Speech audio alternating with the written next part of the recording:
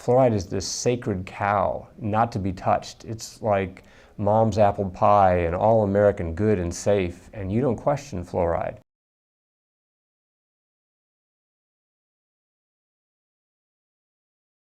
Paul Connett, Professor Emeritus of Chemistry from St. Lawrence University in Canton, New York, and now the Executive Director of the Fluoride Action Network. 14 years ago, my wife put a bundle of papers down on my table and said, "Dear, would you read these?" And I said, "What is it?" And she said, "Fluoride, fluoridation." I said, "Take that stuff away, these people are crazy." At that time, I felt that fluoridation was all cut and dried, it was safe, it worked well for teeth and so on, no problems. After I read the papers, the scientific papers, I was really rather humbled and embarrassed, because I realized that this impression that I was walking around with, that there was no issue here, there was no debate, was clearly not true. There were very serious questions.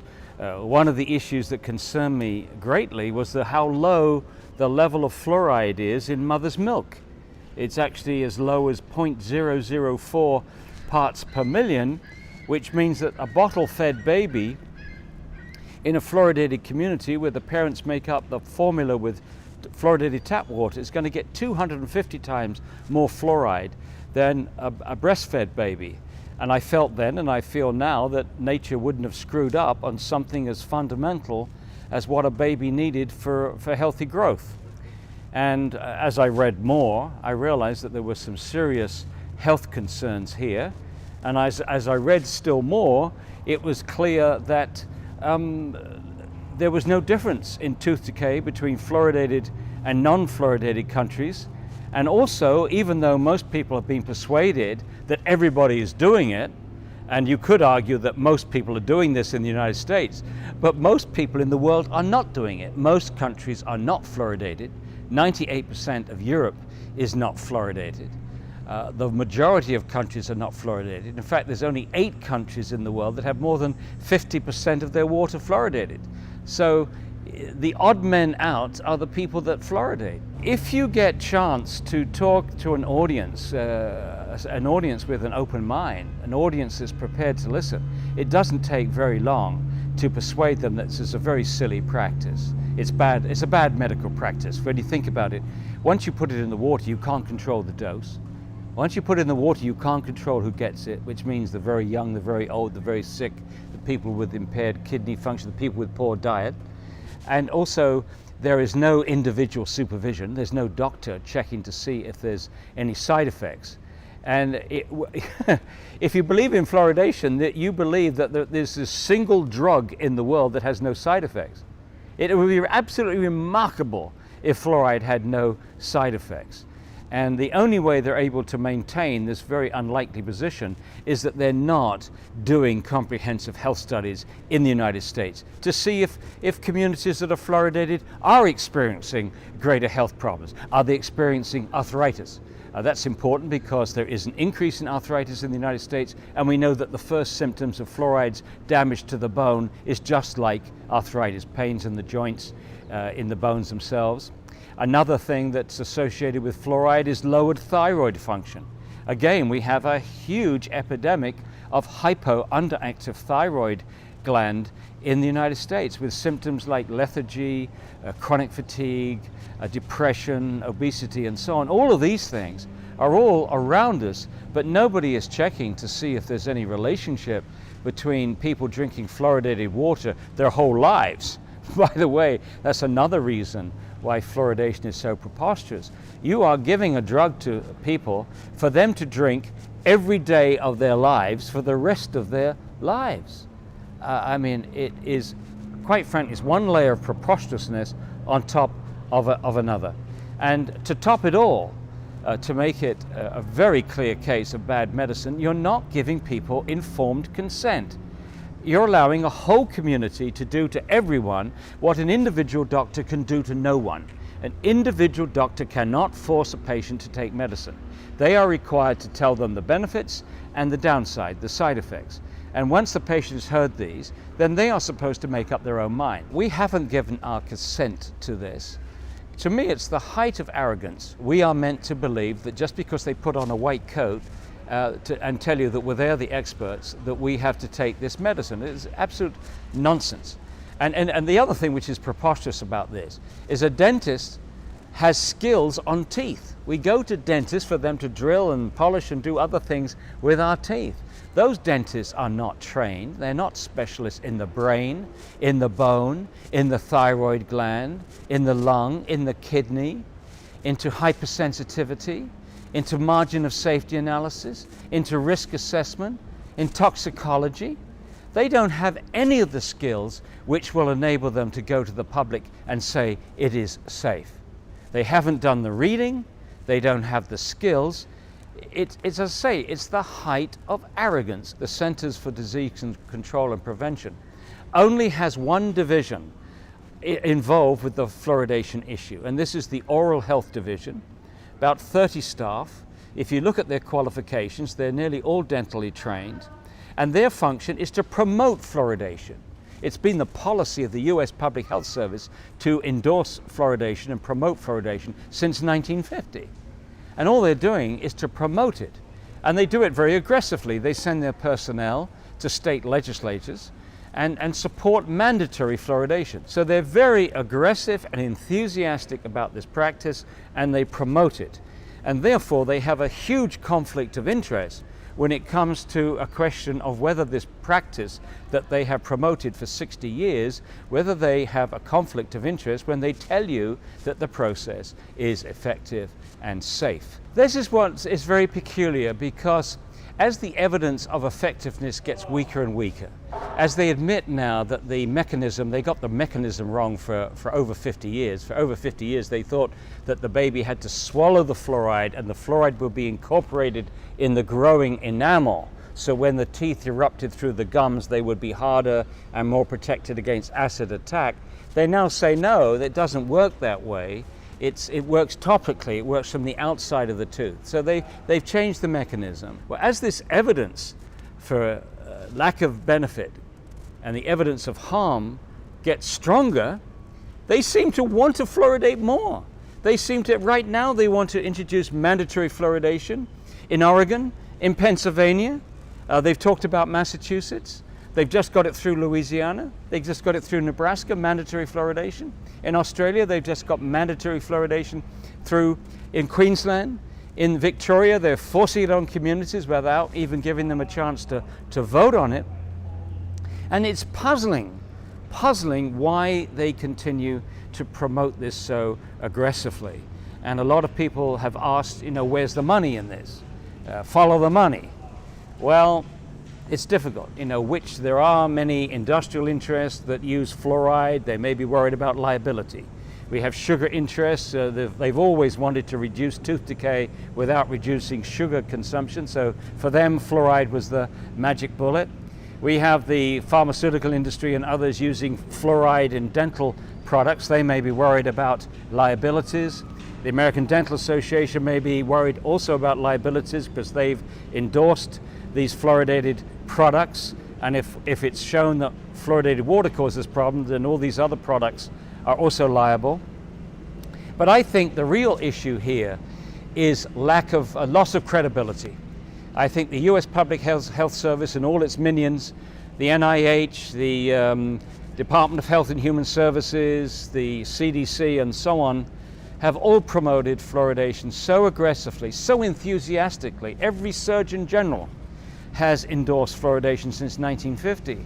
And I think now they feel that if they admit that they were wrong, that this is going to harm their other public health projects. My advice to them is the way to minimize liabilities is to stop fluoridation in the name of the precautionary principle. That way you don't admit to anything. You're not saying we think that fluoride damages bones and that's why we're stopping, because if you did it that way, then the lawyers would be jumping up and down across the country and having lawsuits for everybody who's had a hip fracture, everybody's got arthritis, everybody's got lowered thyroid function. So I think that's the way. As Bill Hersey at the EPA said it very well. He says they're riding a tiger and they don't know how to get off.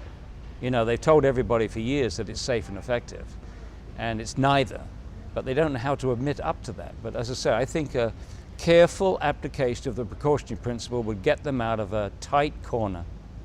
You've got two choices. Either they're aware but they're frightened of telling the public and admitting this, or they're totally, utterly incompetent. They can't read. I mean, all you've got to do is to read the literature. The open literature, there's a lot on fluoride's damage to the bone. There's a huge amount of literature now on fluoride's damage to the brain. And incidentally, there is no argument about fluoride's ability to damage the body. It's a known highly toxic substance. Millions of people worldwide have had their bones wrecked and other tissues impacted by natural fluoride. We've known forever that it interferes with enzymes, interferes with other aspects of biology and biochemistry. And it's also very clear and well established in literally hundreds of articles from India and China and other parts of the world which have high natural levels that people's lives have been ruined by exposure to fluoride. Skeletal fluorosis, damage to the brain, damage to the kidney and other things, well established. The only argument that's left is there an adequate margin of safety between the levels which cause this harm in the literature and the levels at which people are exposed in a fluoridated community? Now, I would state quite clearly and categorically that there is no adequate margin of safety to protect everyone in society drinking fluoridated water. So it's a practice that should be ended as soon as possible. And it's not as if we don't know that it's harming people. There are 32% of American children, and this is a study conducted by the Center for Disease Control in 2005, admits that 32% of American children have dental fluorosis, which indicates that they've been overexposed to fluoride, not just in fluoridated water, but from all sources of fluoride, dental products, air pollution, some foodstuffs, and of course fluoride in water, and also fluoride in the foods and beverages which are being prepared with fluoridated water. You add all that up, and our kids are being overexposed to fluoride. And their gamble, always they say that dental fluorosis is a cosmetic effect. Nonsense. It's the first indication that the body is being poisoned by fluoride. And the open question is what other tissues are being damaged. You know, as far as thyroid function is concerned, doctors in Europe between the 1930s and the 1950s used to give patients sodium fluoride tablets to lower the activity of the thyroid gland. What's it going to do to somebody who's has normal thyroid function, or someone who's already got low thyroid function or borderline thyroid function? I think it's reasonable to suggest that it could make things worse, and yet they're not looking at that. It's reprehensible, it's irresponsible, but it all goes to point to the fact that right now they're more interested in protecting this policy and their credibility than they are interested in protecting the health of the citizens of this country and the other citizens in other fluoridated countries. The EPA has no jurisdiction per se over water fluoridation because they don't have any jurisdiction over the additives, the chemicals added to water. That comes under the National Sanitation Foundation, a private entity, would you believe. What the EPA does is to regulate pollutants or contaminants of the water. They set a safe standard for any contaminant, any material that's likely to end up in the water when water percolates through rocks. So there's a standard for arsenic, there's a standard for lead, and there is also a standard for fluoride. And since 1986, that standard has been 4 parts per million. And the National Research Council, who did their review at the request of the EPA and funded by the EPA, after 2.5 years came back and said the 4 parts per million standard is not protective of health, and you should do a new health risk assessment to determine a safe MCLG. MCLG stands for maximum contaminant level goal. That is the safe standard based upon the best science with an appropriate safety margin put in to protect everyone, because the Safe Drinking Water Act should protect everyone, the standard. Well, after 4 years plus, the EPA has not done that, and yet the calculations are relatively simple. The National Research Council did all the work that they were requested to do. Nearly all the endpoints that they need are there. The levels which cause those endpoints are there. All they have to do is to take those endpoints and apply standard procedures, and if they would do that, then the MCLG that they would come up with would be far less than 1 part per million, And of course, if they did that, it's the end of water fluoridation. So the EPA, if they did their job, would be able to end water fluoridation tomorrow. But you can imagine in Washington, if that happened, it would be like a volcano from the US Public Health Service. So right now we believe that the US Public Health Service is trying to keep the lid on the EPA to not, or delay and delay and delay that final determination of the MCLG. Well, you know, in the last couple of years, we have a new president. And one of the things that President Obama has said is, I want to see scientific integrity and transparency in our regulatory agencies. I want them to do their jobs honestly because of all the scandals about industry influence and pressure, the pharmaceutical industry on NIH and CDC and so on. And so what we need is for President Obama to match this beautiful sounding rhetoric with reality. And the quickest place to do that is with the EPA. So we need President Obama to say to the EPA, do your job. Do your job scientifically, do your job honestly. Let's have a safe MCLG. And one extra thing, I will protect any scientist at the EPA that does this honest job. You will not be fired under my watch. You won't lose your pension, you won't lose your promotion, you won't be fired, you won't be harassed or penalized in any way. And it's sad to have to even suggest that that might be necessary, but we've had situations in the past where scientists of the EPA have been fired because they were outspoken on aspects of fluoride's toxicity. So there we have it. We could be ending fluoridation tomorrow if the EPA did its job, or even more importantly, if the President of the United States instructed the EPA to do its job and protect the American people, and instead of trying to protect the backsides of the bureaucrats working in the US Public Health Service. It's not just the future of water fluoridation that I'm concerned about. I am concerned about the future role of honest science in government. And I think that's the serious thing. When you drive a wedge between honest science and public health policy, and the public's trust, I don't think we can afford to lose any more the public's trust on our agencies. I think the public has lost trust in politicians. I think now everybody believes that politicians, spin things. They have agencies, PR firms, which spin everything. But I think the average citizen expects, and certainly has the right to expect, that the bureaucrats that are working in these regulatory agencies do not spin, do not massage the data, that they do everything honest that they can, so that when they provide the reports to the political leaders, the leaders have the best science in front of them. They shouldn't be provided reports which have been spun by external interests. In our case, spun by the dental lobby, or spun by the people that don't want to give up this practice from the US Public Health Service. So now that we have a politician who claims that he wants scientific integrity, we need that to be demonstrated. We need it pretty quickly so that we can begin to regain the trust of the American people in the EPA, in the FDA, in the CDC, in the NIH, and all the other agencies. That it's our money. It's our money to protect them. If they want to go and work for industry, let industry pay their wages. But as long as we're paying their wage packet, we want honest science. If you don't have honesty in science, you don't have science.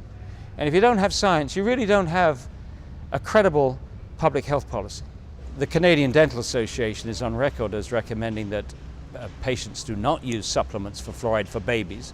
The ADA recommends that parents not use fluoridated water to make up baby formula.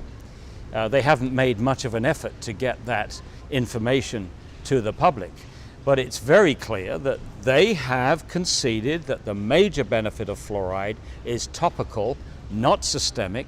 Meanwhile, they also know that the dental fluorosis is a systemic effect, and we also worried about other effects. So why on earth would you expose the baby's developing tissues to a known toxic substance for which the benefits of the treatment are topical, and you've got other methods of achieving it, and for which all the risks are systemic.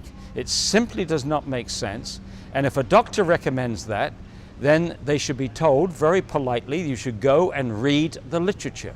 Simply read the literature. But unfortunately, the doctors and dentists, by and large, are extremely busy with their practices, and they don't have time to read the literature. And rather, they simply rely on recommendations by agencies and associations which have, if you like, a stake in promoting this practice. The ADA is very much involved in this, promoting this practice, and so is the CDC. So you're not getting objectivity from these agencies, but these are agencies that normally, and the AMA for that matter, the AMA takes its cue from the ADA. So the AMA takes its cue from the ADA, and the doctors take their cue from the AMA, the dentists take their cue from the ADA, and everybody takes their cue from the CDC. And the only way out of this is for doctors, dentists, and scientists to read the literature. And after 14 years, I got so frustrated with this because it's so difficult to get this information out in sound bites, in letters to the editor, TV interviews, and so on, because they won't debate it publicly. I mean, I'm not making this up. It's in the literature. There's been some extremely important cases, and I will give you 3 of them, of where people that have been aggressively, actively, professionally promoting of fluoridation and have read the literature and changed their position. The first one was John Cahoon, who was the principal dental officer for Auckland, New Zealand, and was a prime promoter of fluoridation in that country. And he went on a world tour, and he found out behind the scenes that the researchers were telling them they were finding no difference in tooth decay between fluoridated and non-fluoridated communities. And he had the grace to change his mind and actively work against it. Same with Hardy Lineback, who was the former president of the Canadian Association for Dental Research, was a spokesperson for the Canadian Dental Association of Fluoridation. He did the same thing. He read the literature. The thing that triggered it for him was discovering that the fluoride that they were using in water plants is not pharmaceutical grade that you get in toothpaste, but it is an industrial hazardous waste product which comes from the phosphate fertilizer industry, which is not allowed to be dumped into the sea. They allow us to put it into our water. So he's been very important. In fact, Hardy Lineback was on the National Research Council report I've referred to earlier. And the third person is Bill Osmondson, a dentist who practices in both Washington and Oregon State. He had promoted fluoridation for 25 years. He too read the literature, has changed his position, and now is actively working to help his colleagues and the public try to stop this practice.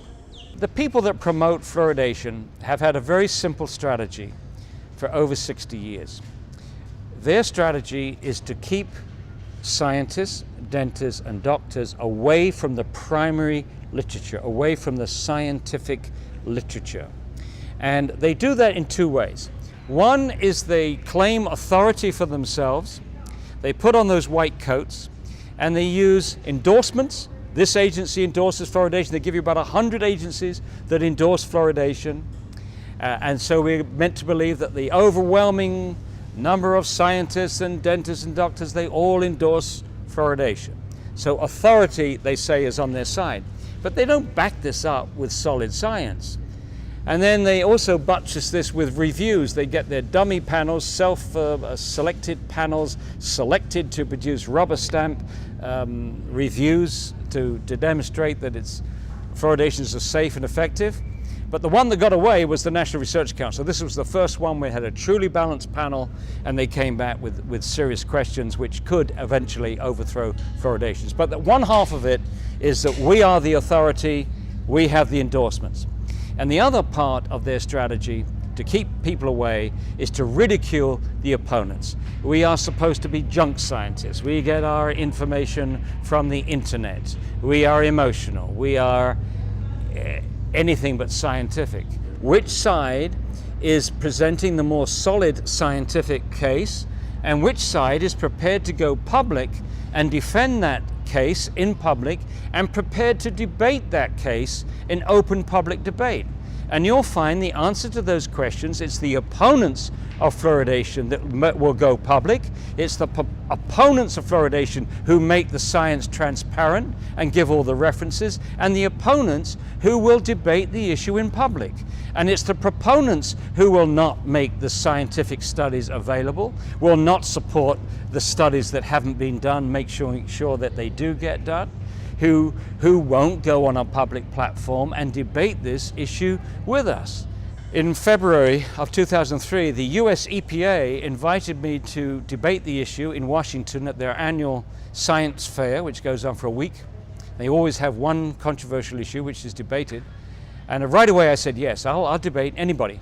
They spent the next 5 weeks trying to find one person from either the ADA or any of the agencies that endorse fluoridation in the United States. They couldn't find one single person with 5 weeks' notice to come to Washington and debate this issue in front of the EPA and the public. Not one, not one. It gives you some idea.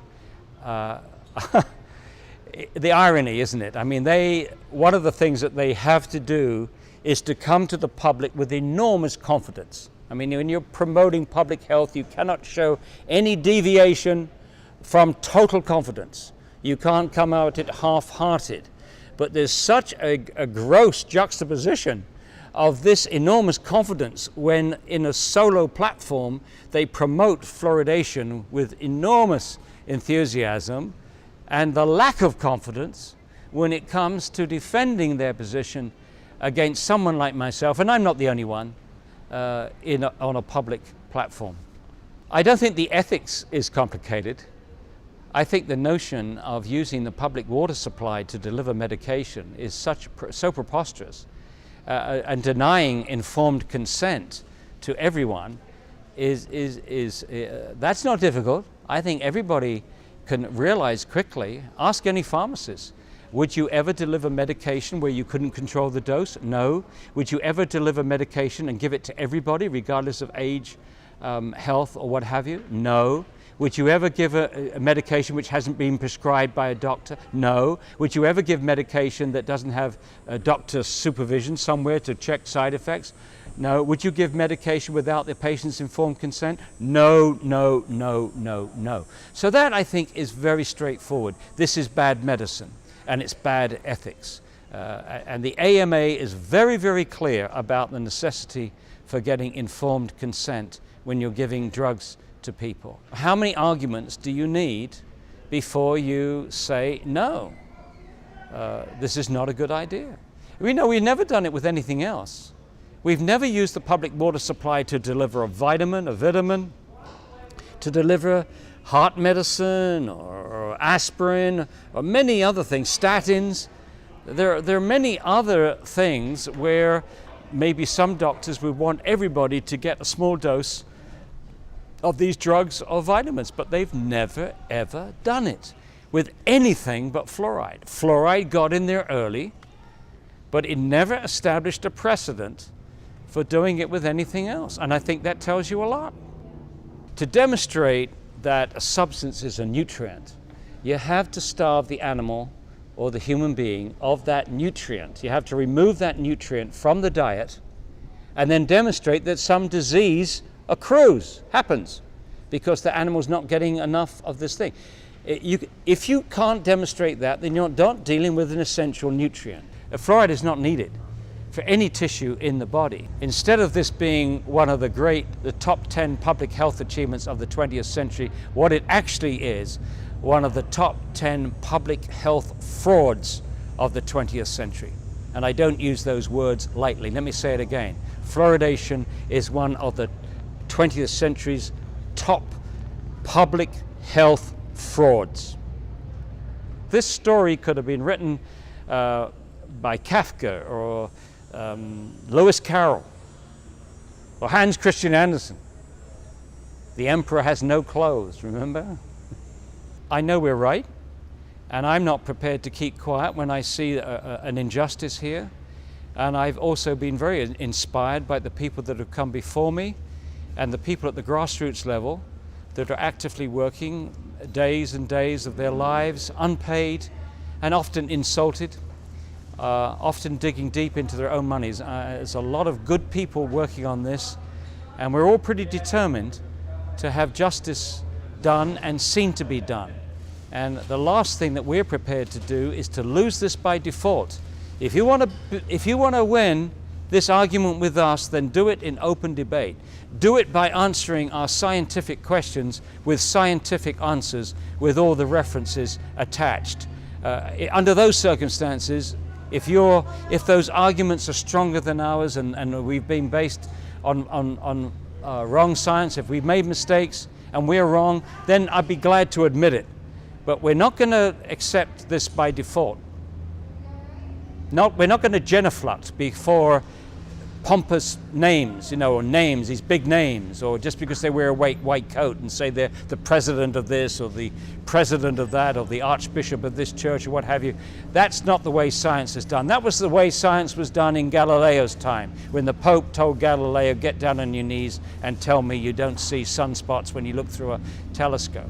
You can't do that anymore. Authorities cannot tell scientists what to find. You have to base your science on what you find, on observations, on data, not on political theories or upholding a policy. That's not science.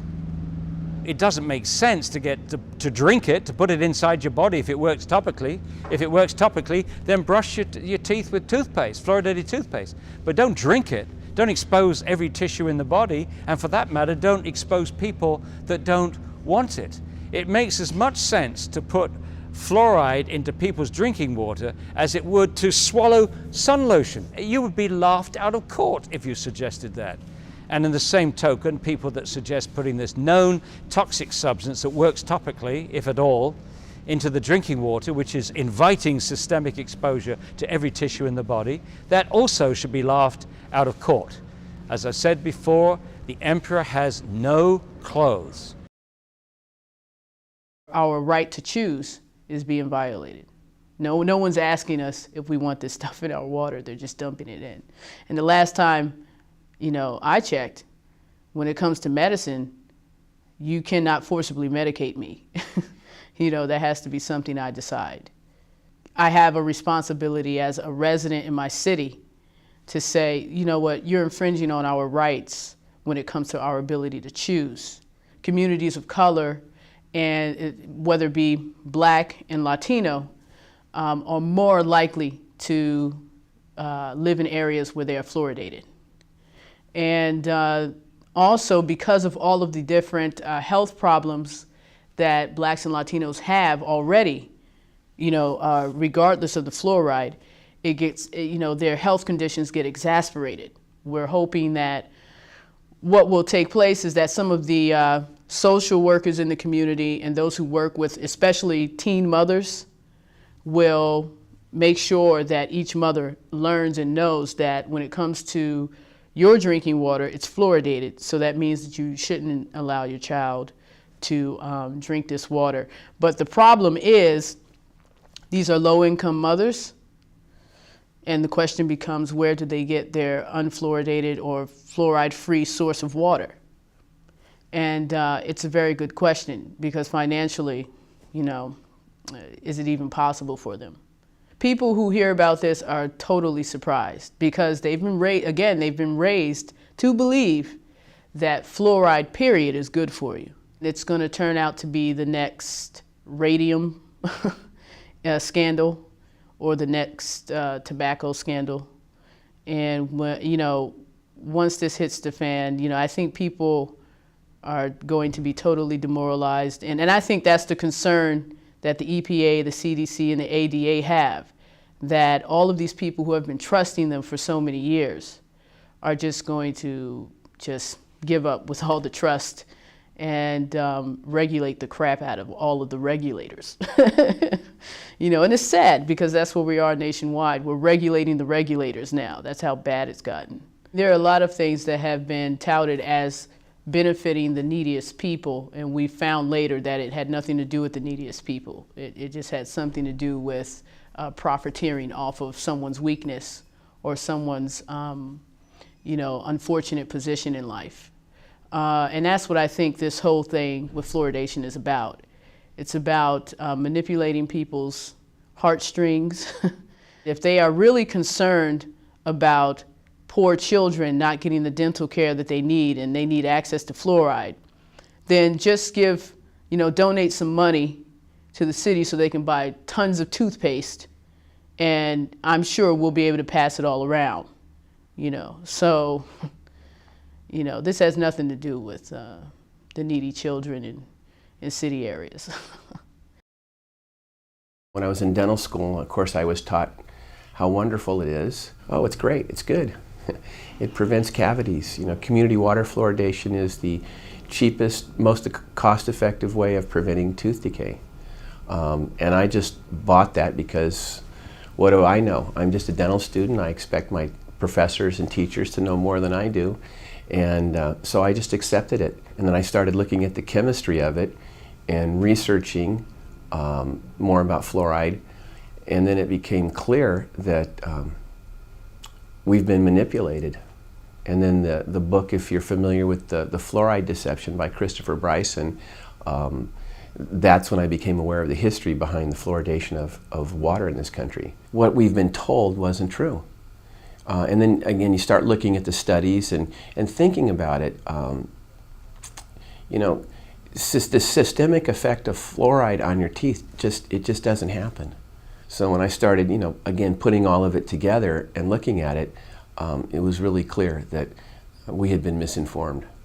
And the problem with it over fluoride is that the dentists themselves have been so indoctrinated that so oftentimes they reply or retort with some sort of dogma. Frankly, I think most of the dentists have not educated themselves on this issue thoroughly enough. I think what you tend to see is everybody getting up and they're just parroting and saying what they've been told with very little thought or examination. And so it must be good because all these other people say it's good. Well, look at the science, look at the chemistry, see if it makes sense. Some people have called it a protected poison, and the reason for that, I believe, is that manufacturing, quite frankly, needs it to produce and make a lot of things. The trouble is they come up with a toxic waste and they have to get rid of it. How nice to be able to sell your garbage to communities and put it in the water. Why are all these brave and courageous people, standing up to this Goliath and saying no more? It's because the truth is what it is. I think that the body of evidence claiming fluoride is bad is generally summarily dismissed by the bulk of the profession as just BS or, bad information, bad source.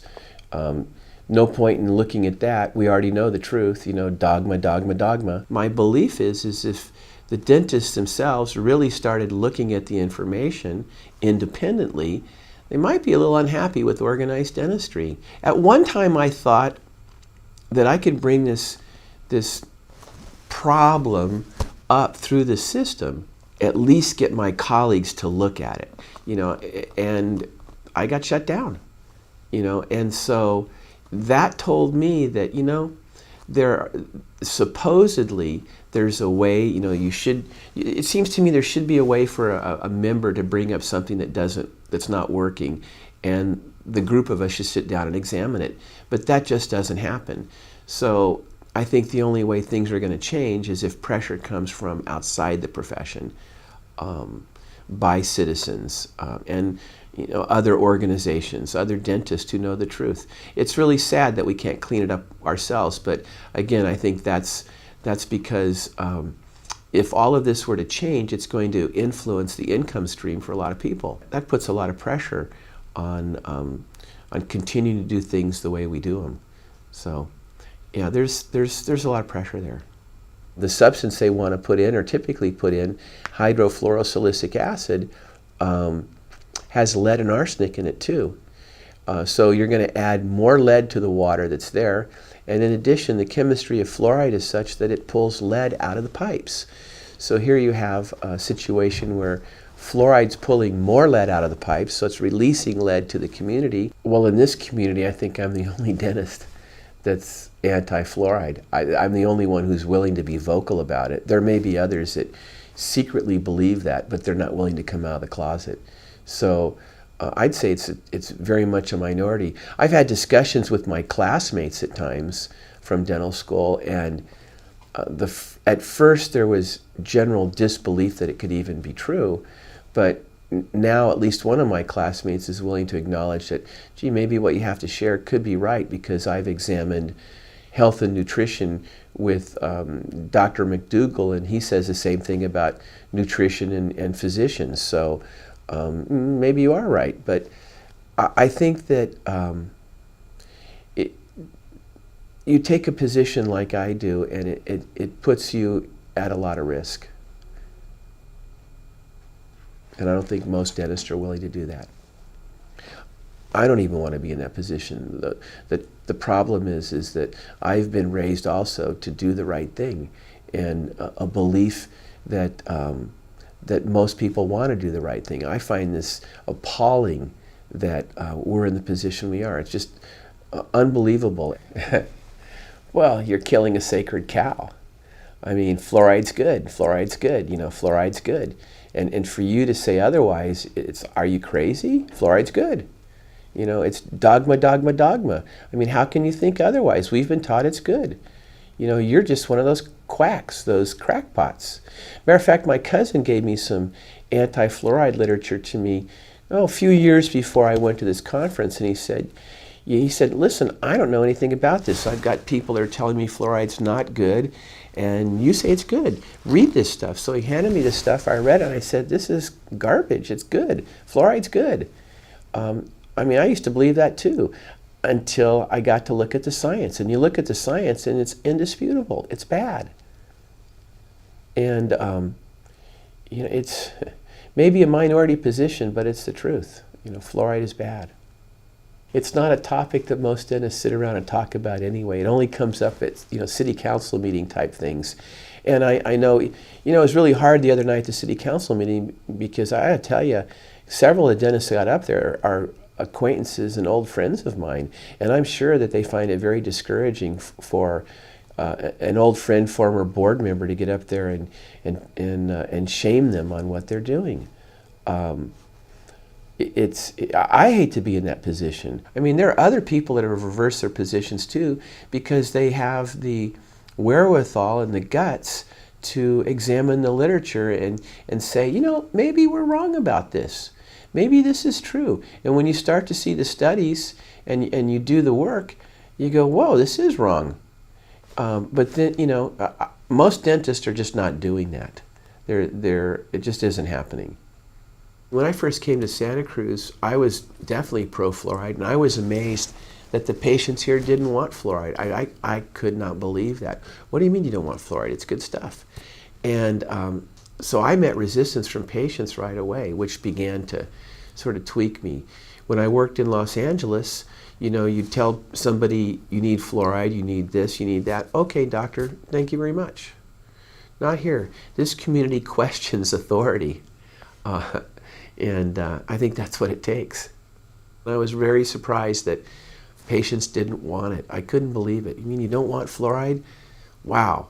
So, you know, a lot of patients we wouldn't do fluoride for. And but you know, it was that attitude that caused me to wonder if I was doing things right.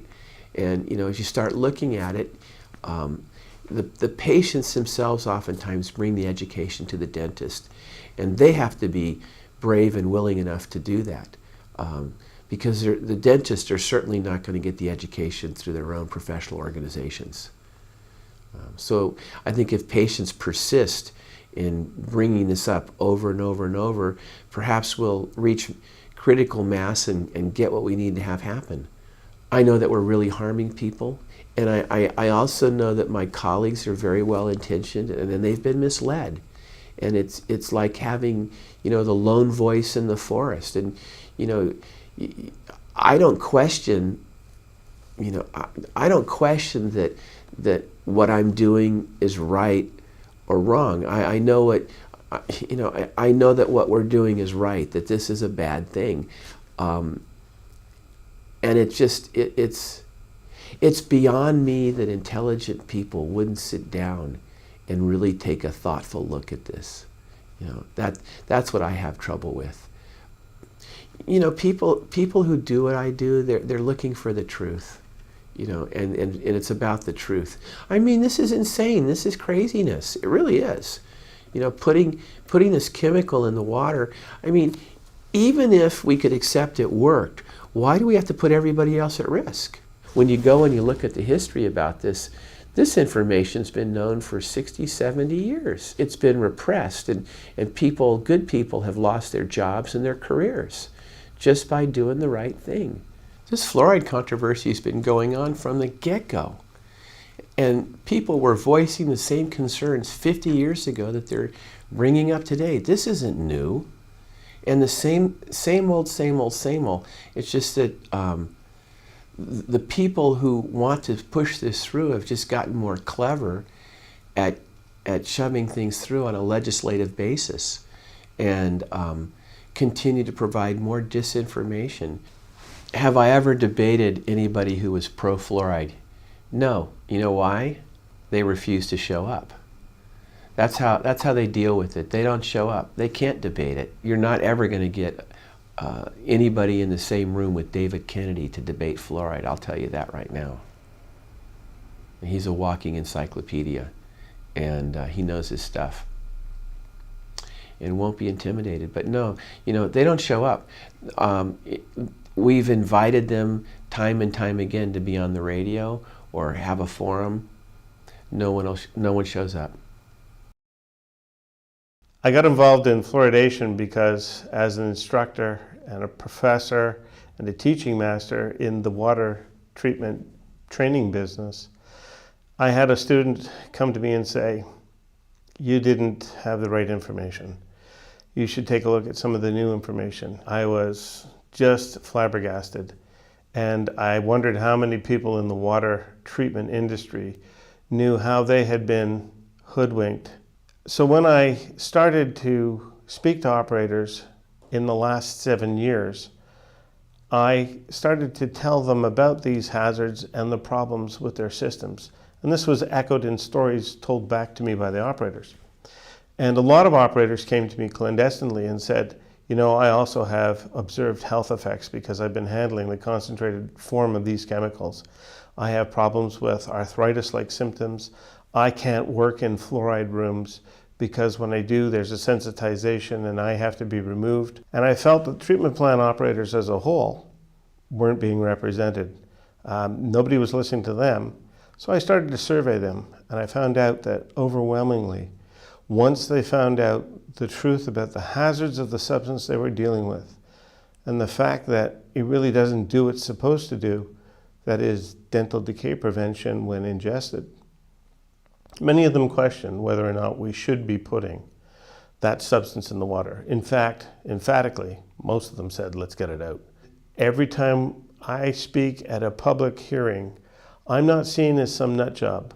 I'm seen as somebody who teaches their plant employees, the guy who their people get instruction from, and those are the same people in their communities that they rely on to provide safe drinking water.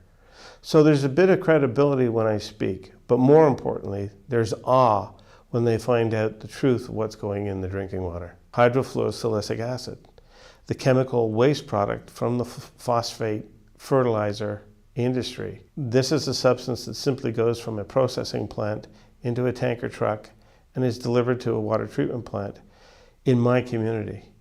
And my counselors at the time were astonished that this product could even exist.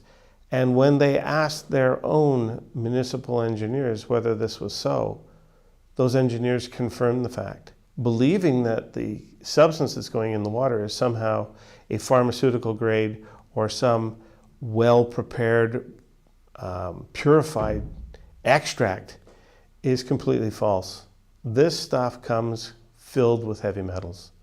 I have one certificate of analysis that shows upwards of 34 parts per million of lead in the shipment that was delivered to a municipality, not mine, but just down the road. And lead is a prohibited substance in the province of Ontario from being added to drinking water. It doesn't matter that it gets diluted 180,000 times in the process. Who would stand at the top of a water tower and deliberately add lead, a known human carcinogen, to the drinking water? And if I had done that, even as a certified operator, I would have been arrested immediately. There was no difference except the argument of dilution. I had spent, 25 years teaching students at the point I was enlightened. And my training was that fluoride was a compound simply added to the water for tooth decay prevention. This was the common thought. The problem with that is all of the books that were used to educate operators on drinking water treatment processes all said the same thing, and it was as if they came from some sort of scripted source. In 1995, I wondered that perhaps we should have more fluoridation throughout the province, and I began an exploration of the possibility of providing courses to teach operators how to fluoridate the water. Now it seems incongruous, but at the time it was something I was exploring. And I was one of the few CDC trained water engineers who have been able to provide CDC related training to operators about how to fluoridate drinking water supplies. So I wasn't speaking from a point of wilderness. I was speaking from a point of authority with the CDC information fully indoctrinated into my being, going out talking to my students, which were the treatment plant operators. People tended to trust the expert. And the problem with trusting the expert is that if the expert makes a mistake, those people end up having a mistaken belief. And that's exactly what happened.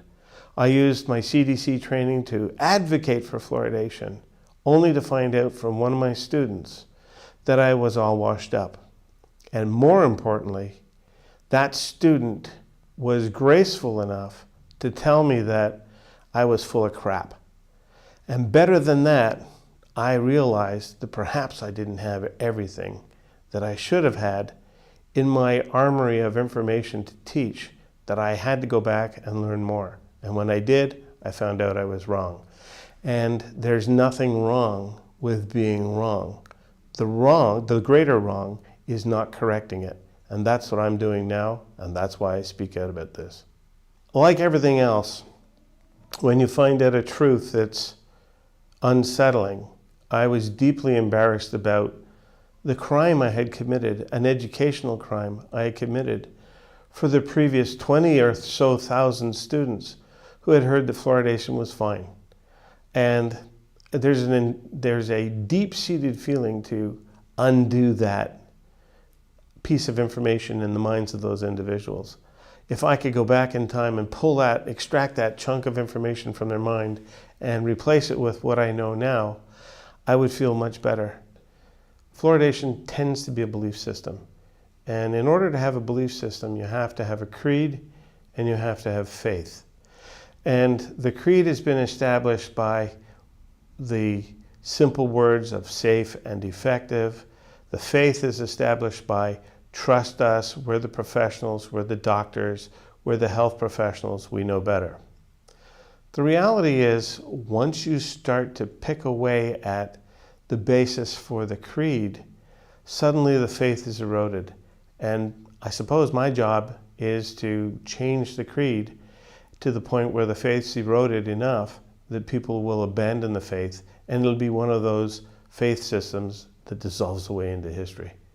I think water fluoridation's days are numbered. This practice is really a post-World War II practice. The practice of using asbestos, the practice of thalidomide, the practice of leaded gasoline, the practice of numerous other chemical experiments that came from rapid chemical growth. People accepted these modern technochemical developments on faith, without question. My argument with fluoridation in dentists is this. First of all, no dental authority that I've ever met is qualified to speak about water quality. And when we're talking about putting hydrofluorosilicic acid as an ingested fluoride product into our bodies through the stomach with a faint hope that it's going to do something through the saliva on the surface of the teeth without affecting any other parts of the body, this is just wishful thinking. So I have said publicly that if you show me a dentist who's qualified beyond what lies in the human body between the chin and the nose, I'll be glad to listen to them about water quality. But until that point in time, I'm not going to take my direction from dental authorities or dental trade associations or the dental unions about water fluoridation. When they step into the realm of water quality, they're in my world and they're not qualified to talk about it. 99.5% of all of the fluoride that gets put in with the purported use of treating teeth passes right through into the wastewater stream and back out into the receiving environment. The main component of hydrofluorosilicic acid is water, 75%. The other component, the 25%, is the actual hydrofluorosilicic acid active ingredient. However, there are small percentages also of hydrogen fluoride and heavy metals, and the heavy metals include primarily lead, arsenic, cadmium, mercury, and the more alarming thing for me are amounts of radionuclides, which are radioactive components that are scrubbed out of the stack gases. The entire treatment process is done before hydrofluorosilicic acid gets added, and then we deliberately degrade it with this stuff. And when we degrade the water quality, we are not delivering the best water quality that we are capable of. We're delivering it at some standard that's less. And I believe that my neighbors, my family, my friends, all deserve the best water quality that the technology that we can afford. And hydrofluorosilicic acid just goes the wrong way. The problem with this stuff is that we can't dispose of it on the land. We can't dispose of it readily into a receiving stream. So the only other alternative is to find a alternative use for it as a product, or treat the waste on site to neutralize its effect. Well, the treatment of the waste is expensive. It's far more profitable to take it out and truck it around the country and discharge it through the water treatment plants into the water systems, through people's guts, and ultimately back to the water systems, because all of the wastewater that is in the community gets washed down the pipes through the sewage plants and then out into the receiving streams and lakes. If I had the same tanker truck that rolled across the border into Canada from a fluoride phosphate plant in Florida, discharge into the Niagara River its entire load, there would be an environmental disaster. There would be a hue and cry for the driver, the discharger, the owner of the product, the producer, etc. But to do it inside a treatment plant is perfectly legal. So we're creating a situation where we're just going to poison everybody slowly because some industry doesn't want to treat its waste.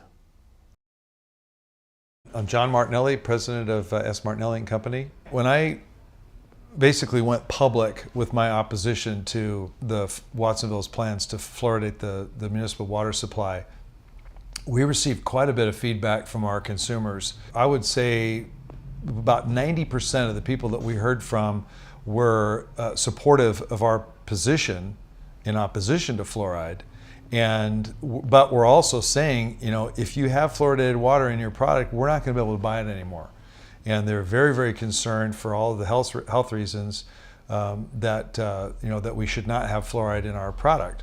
And so it's been very difficult to overcome the perception that the consumer has that if Watsonville fluoridates, that Martinelli's apple juice is going to have fluoride in it. And that is absolutely not the case. We don't have any water in our apple juice products. However, we have a whole line of products that we've introduced just in this last year that have water as a primary ingredient. Those products really represent a lot of our growth opportunity. And one of the things that I didn't have a chance last night to make the point with the city council because they cut me off and didn't give me enough time to talk. But one of the points that I wanted to make was a lot of our growth opportunity is with these sparkling lemonades. And we're trying very hard to grow our business in this community and employ local people. We want to grow our business and we want to grow it in Watsonville, but I can't do it by putting fluoridated water in our new product lines. We're absolutely not going to use fluoridated water in any of our products or our process. And so we're going to dig a well, and there's an aquifer that's 600 feet down called the Aromas Red Sands Aquifer, and it is pure as the driven snow. And it's been tested, but it happens to be the same aquifer that the city of Watsonville has tapped into for our municipal water supply. We're going to have our own well, and we are going to put that water in our lemonade products and use it in our process, and it will have 0 fluoride in it. So it's going to be expensive and time consuming and something that I wouldn't otherwise have to do if they weren't going ahead with this fluoridation effort.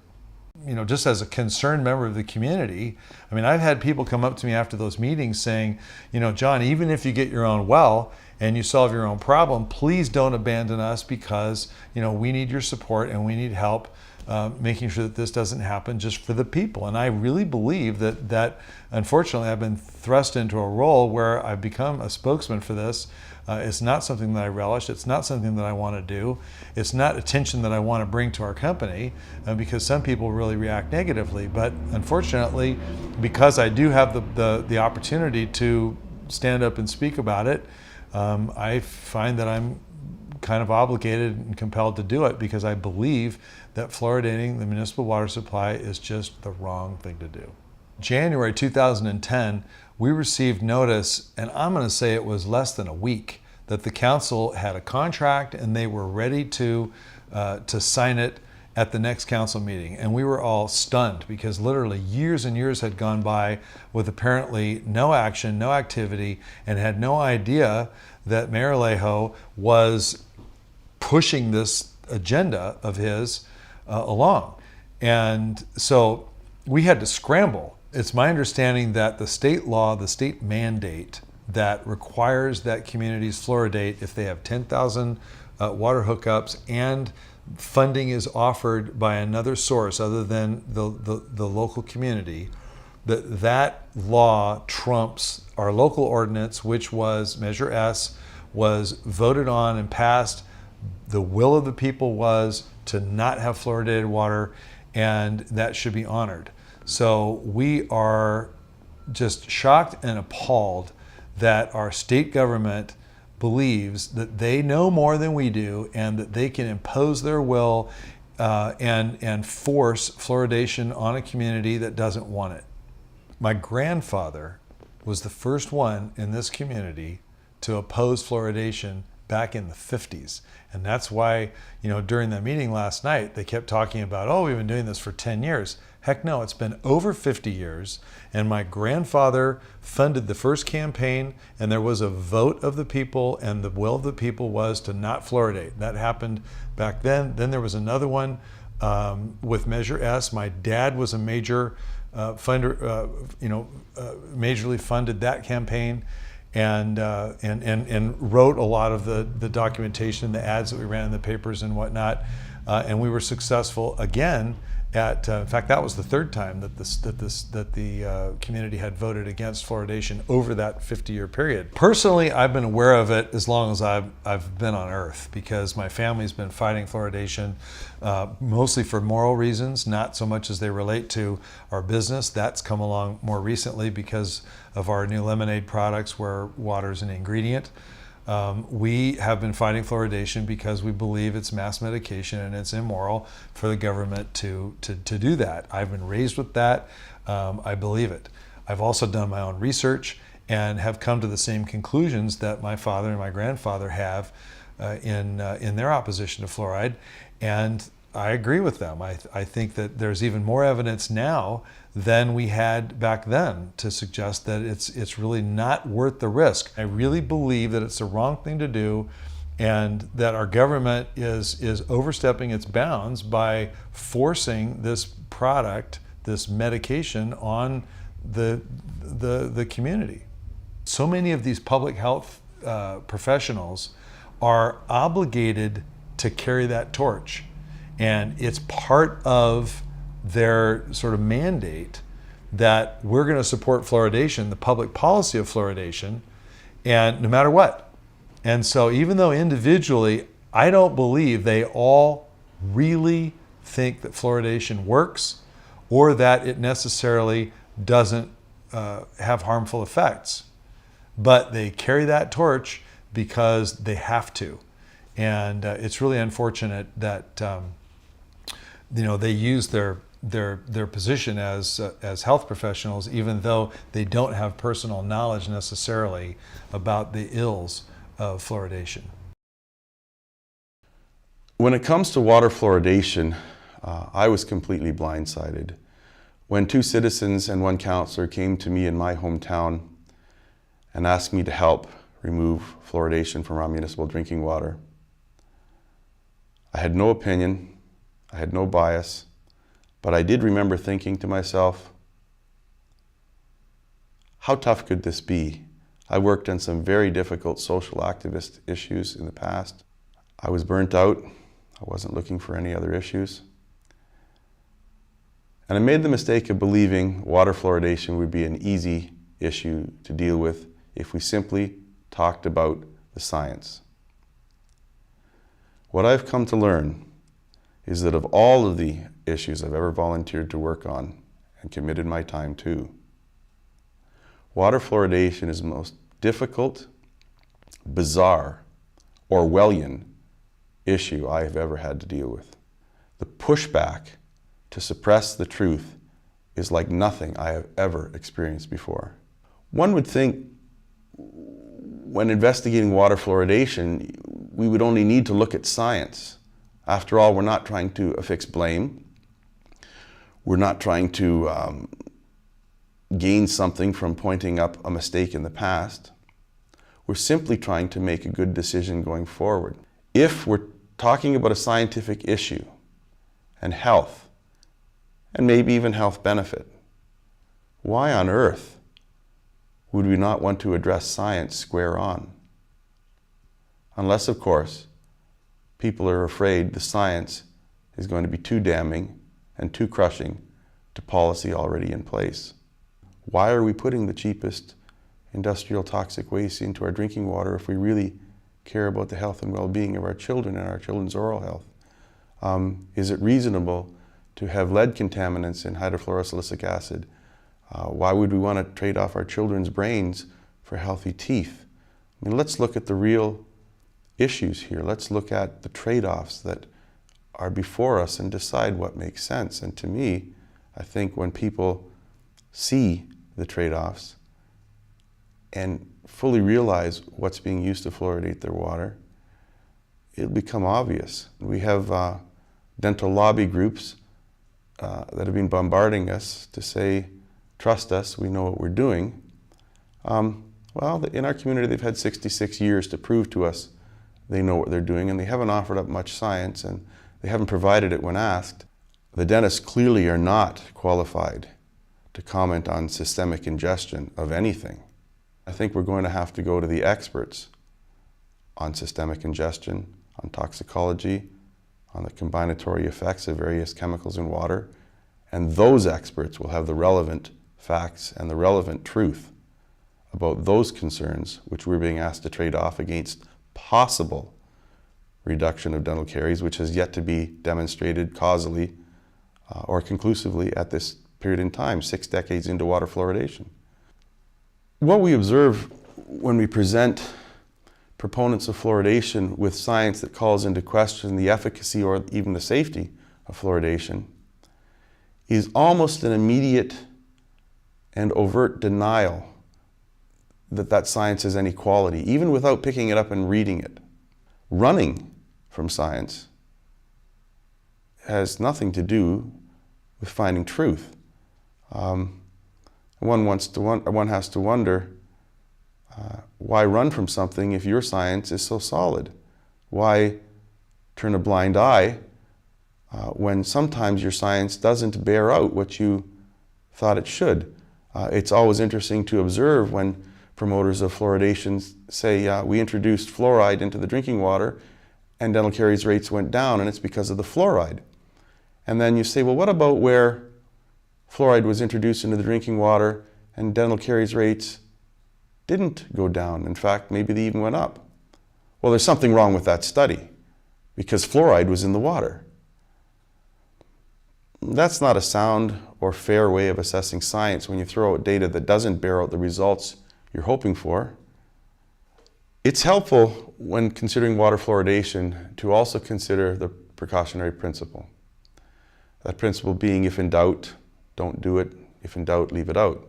For those who say we should continue to fluoridate our water on the chance that it might be reducing dental caries, in my mind, the precautionary principle would say consuming the co-contaminants arsenic, lead, mercury, radionuclides offers a perfect opportunity to consider the precautionary principle. Perhaps we should stop consuming those things bundled with hydrofluorosilicic acid and its silicofluorides until such times as we have overwhelming evidence that there's any benefit.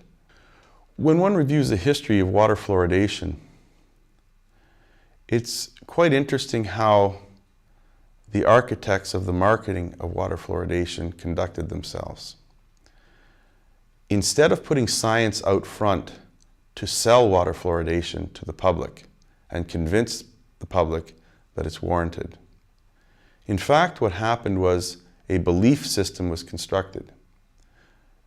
Edward L. Bernays, who was hired to market water fluoridation by the polluting industries, was very clear in his statement when he said, we know we cannot talk about the science behind water fluoridation. So what we must do is we must find white coats to promote water fluoridation. And once we have those white coats promoting water fluoridation, whenever anyone wants to talk about the science, we'll simply point to those white coats and say, well, if it isn't good for you, why would they say it is? That's not a discussion about science. That becomes marketing. And it's a very smart thing to do because we all know that it's much more difficult to deconstruct a well-placed, well-lived belief system that's entrenched for many decades. However, it's much easier to have a rational debate where science trumps science until we get to the truth. Yes, there's good science and there's bad science, but we're quite capable today to evaluate science on its quality and its merits, and we need only do that to deconstruct water fluoridation. The problem is the belief system has been entrenched in the public's mind for more than 60 years. So when one wants to add fact into a belief system that does not dovetail neatly and comfortably into that belief system, the human response is to reject the fact rather than realign the belief system. In psychological terms, that's called cognitive dissonance. We simply can't package something that doesn't sit well for us, makes us feel too uncomfortable, and may keep us up at night, because after all, it would be very nice to go to bed thinking and believing. There are others out there, the dental associations, public health, Health Canada, who are looking after our well-being while I'm sleeping tonight. But to believe that perhaps they've made a gross error and are now not willingly going to admit that doesn't sit well. So it was very, very smart to work with belief systems and construct belief systems because they're very difficult to deconstruct, as I've said. And what we have to do is be willing to set aside biases and sit down at a table as friends and neighbors and discuss science. Some people who say the science is too difficult to understand, then let's bring in people from both sides of the issue, proponents and opponents of water fluoridation, who are qualified to comment on the science, on the chemistry, on the systemic ingestion, on the biology, on the physiology. on the statistics, on the methodology. They can help us understand what is good science and what is bad science. And from there, we can make the decision based on the science in front of us, whether it's worth the risk. To me, that's the fairest resolve to deconstructing what I believe to be a myth that has been carefully constructed over 6.5 decades. People sometimes will also ask, why would somebody purposely want to harm us? I don't necessarily think anybody purposely wants to harm us, but I do think if somebody's whole reputation as an industry and as an institution, for example, dentistry and dental associations, is built and predicated upon endorsements. First and foremost, look, Mom, I have no cavities, fluoride. If that were found out to have been an oversight or a mistake, it would absolutely shatter the institution's credibility going forward for any future endorsements. That's got to be very frightful for an industry, and I understand that. But an industry's reputation cannot be set in front of public's health and well-being. Public health, unfortunately, falls into the same dilemma. If public health is found to be misguided all these decades simply because they relied on the opinions and the endorsements and the name dropping which permeates the fluoridation story and seems to be used to trump hard science, if they simply have depended on others and people find out that public health isn't actually firsthand vigilant, doesn't actually do research themselves, and in fact doesn't even have and understand much research when we ask them for it, those institutions fall, people panic. Those institutions fall, people question when, if ever, do we trust those institutions again. So there's a lot of cognitive dissonance revolving around the fluoridation issue.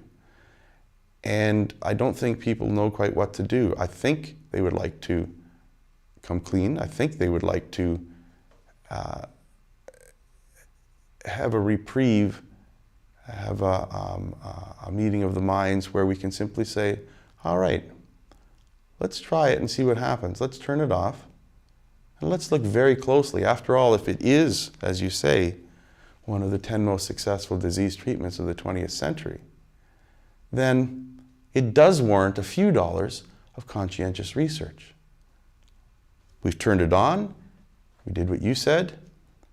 You said you were doing research. You haven't. Nothing of import, nothing of conclusivity that it has merit. Let's turn it off. Let's spend a few dollars. Let's do some significant research and see if dental caries rates do rocket, do go off the scales, do rise to new heights. If they do, the dentists were right. If they don't, there's no reason we should be continuing with this practice any longer, especially with the health harms that we're starting to see associated with it. When it comes to the future of water fluoridation, I'm quite sure that water fluoridation practice will certainly meet its end, and a well-deserved end. That's not to say it may come soon. It might. But I am sure it will come eventually. If scientists were allowed to do unfettered research, publish for peer review, and would not suffer rebuke if their science happens to generate something less than positive in regards to water fluoridation, the public would be better served. As it stands right now, most scientists who are not finding positive result to water fluoridation are ostracized and outed and segregated from their scientific community. Oppression should have nothing to do with good scientific research. If someone's research happens to show something that the pro-fluoridationists don't find favorable, it should be looked at. It should not be ignored. It should not be refused publication. The scientists should not be outed or refused tenure. It should be looked at as pure science. People who are wanting to discuss water fluoridation are often met with elected officials running in the other direction, and they're often perplexed by that.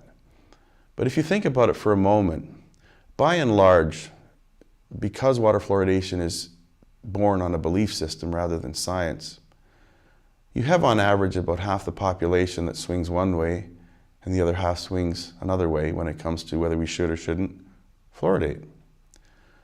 Elected officials are very aware of that. If they are to take a stand on water fluoridation, it means they are to effectively divide their potential electorate in half. Elected officials aren't scientists. Many of us have been looking at this for years. We have a 20-minute meeting with them, and we expect them to get their head around it in 20 minutes. They can't. It's overwhelming. From what I see at this juncture in my 4.5 years of fighting fluoridation, the science is increasingly more solid about the health harms. However, it's being totally denied by the promoters of water fluoridation. Unfortunately for myself and my family, I'm a full-time activist on the water fluoridation issue. I don't know how long I'll be able to sustain that, but I'll do it for as long as I can, or until the issue resolves itself. I would love for this battle to end. I would love to be able to pack up and go home, to go back to my family, to go back to my business, to go back to earning an income.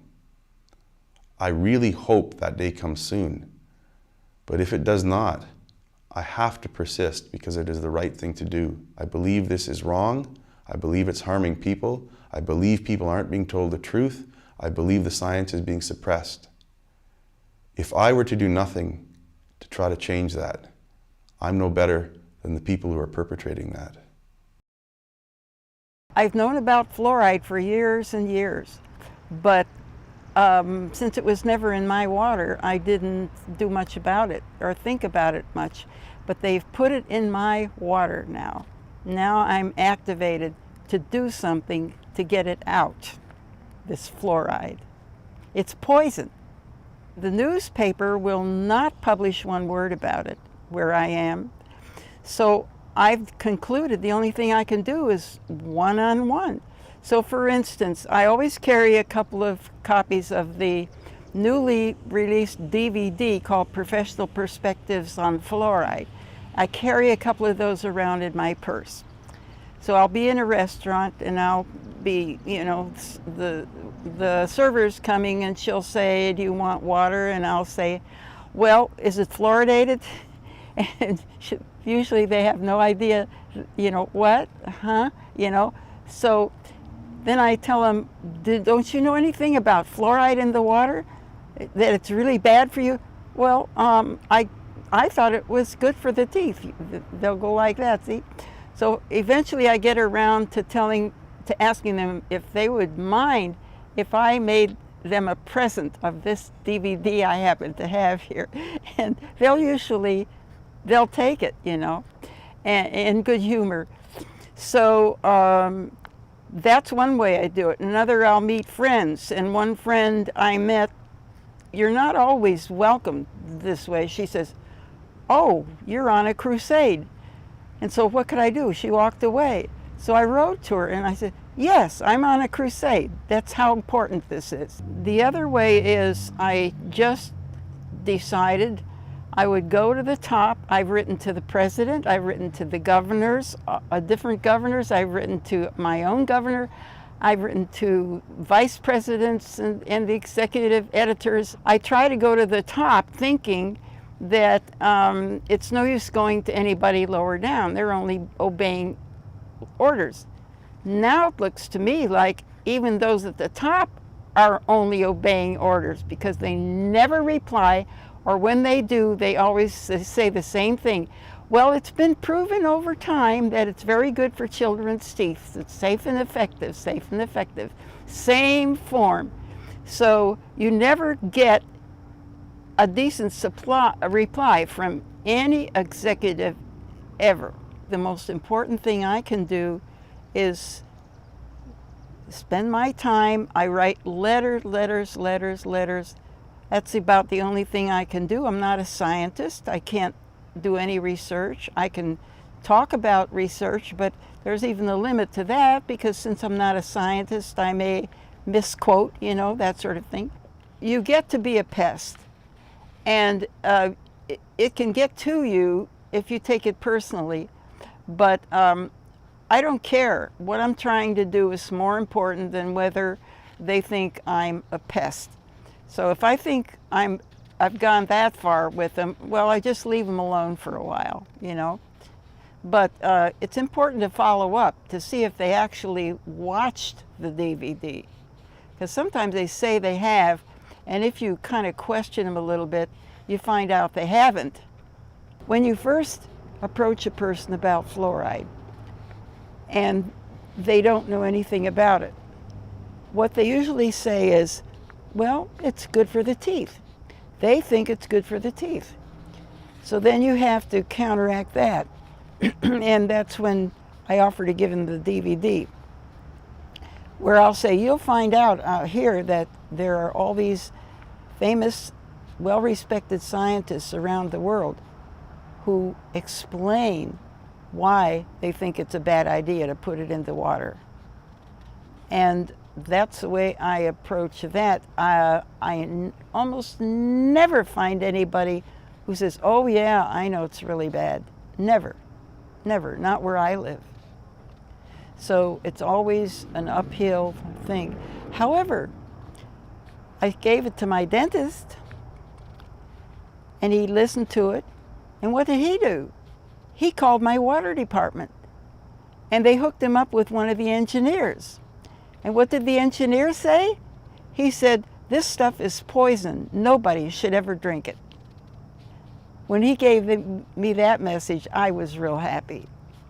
Then I, just by chance, got a brochure from another local dentist, a very nice brochure, explaining his program and how he considered his attitude toward his work as very forward-looking. And I don't know why I decided to do it, but I said, oh, well, he gave his email. I'll email him. And I said, you say you're a forward-looking dentist. I said, what's your attitude about fluoride? Well, he wrote back. Now, most dentists will not touch you. They won't answer or anything. The essence was I offered to send him a DVD. And with the DVD, I would always send a little extra stuff, you know. And when I sent that, he again wrote back and gave me a marvelous quote from Tolstoy, which explained that when a person has a belief like that, like the dentists do, even though there's lots of evidence that it's not correct, it's in their, he calls it, they weave it into the fabric of their lives. And they can't let go of it because they've been teaching it all their lives. They've been talking about it to their friends all their lives. And he's talking about educated people like dentists who believe that. And it's part of the fabric of their lives and they won't give it up. Now, he sent that back to me, which was really, really unusual. But he's obviously an unusual guy. So those are two dentists who got educated, were not afraid to read the material and get educated. The thing that bothers me the most about fluoride is that they don't ask my permission. You can't go out in your neighborhood and have coffee without knowing that that coffee has got fluoridated water in it. So your whole life is upset. You can't do that. You can't grow an organic garden in your backyard anymore because you're sprinkling it with the hose, and that's fluoridated water. You can't filter it out unless you are well-to-do enough to buy reverse osmosis equipment or distillation. because the carbon filters do not, this stuff is so soluble that it just goes right through anything. Carbon filters don't touch it. So if you can't afford reverse osmosis, then you can't have all your water fluoridated. You could buy a small one that'll do your kitchen, you know. But then why should I pay the water department? I pay my bills and they deliver the water, but I can't use it. I have to spend extra. It's very hard to get the dentist to change the way they think. There are, once in a while, ones who do, and then that's what keeps you going. My name is Bill Patnod. I live in Methuen, Massachusetts, and I've lived there most of my life except for service. The first time they wanted to fluoridate, Dr. Zan Fagner, an allergist, wrote this book, Truth Decay, and he was the leader from that time on. And this guy was ostracized, he was put down, belittled by his professionals and other people. I went to the reference library and I asked her for information on fluoride, pro and con. I knew the pro, but I wasn't sure about the con. And I found out that after an hour that this was ridiculous. From the information that the librarian, the research librarian gave me, I said, this can't be. I found it so quick and it's so ridiculous. So anyways, I searched some more and I got a name of Dr. Phyllis Mullenix. So what happened is I just took my map out and I went directly to her house with the paper. They want to fluoridate Methuen, Mass. And I knocked on her door and said, geez, Doc, I'm here about this. She said, come on in. She's from Missouri, and what a nice lady. My head spun with all the information she had. And we brought other people to meet her from Methuen, and then hence the fight began with the remainder of Dr. Zan Fagner's group and new people who were fighting against it. And we beat it in 96 by 497, because it was beginning in 96, by 400 votes. And in, again, 2002, they brought it up, we beat it by 2,000 votes. People just, you know, came up and they just listened. I mean, sure, there was those diehards, fluoride's wonderful, this and that. But, you know, to beat them by 2,000 votes when they were pushing it in their dental office, even the hospital that was in Methuen was pushing it and had signs out for it. And we still beat it because the people listened. And that was the best thing. It's like a mission. It's like when you find out how bad it is, you just can't turn away. Every time I see a mother pushing a baby carriage, I say, how can I let that kid down? I can't. And we just can't do it. We were talking one day, and someone made a joke of it. What if social scientists said, hey, let's save all the marriages in the world and put aspirin and Viagra in the water? I mean, it's ridiculous. Question authority. You can read, you can write, you can process information. You went through the school systems. Don't let anybody tell you they're the authority and they know best. Well, I tell everybody every day. I hate to say it, but I nearly got in a few fights in a bar talking about fluoride. I guess I talked to one guy had one too many. But let me tell you, I mean, it's sort of risky. It's sort of risky, you know. You got to go up there and say you got to be strong, and you got to listen to the person on the other side you're trying to convince too. I put up a sign. It's a professional sign, 2 of them. I held one coming, going during commuting. We held one had one posted in the center of the town. Fluoride's toxic. $2,000 to your charity if you prove otherwise. My name, my number, a website. And guess what? Not one dentist, one lawyer, one doctor, one pediatrician.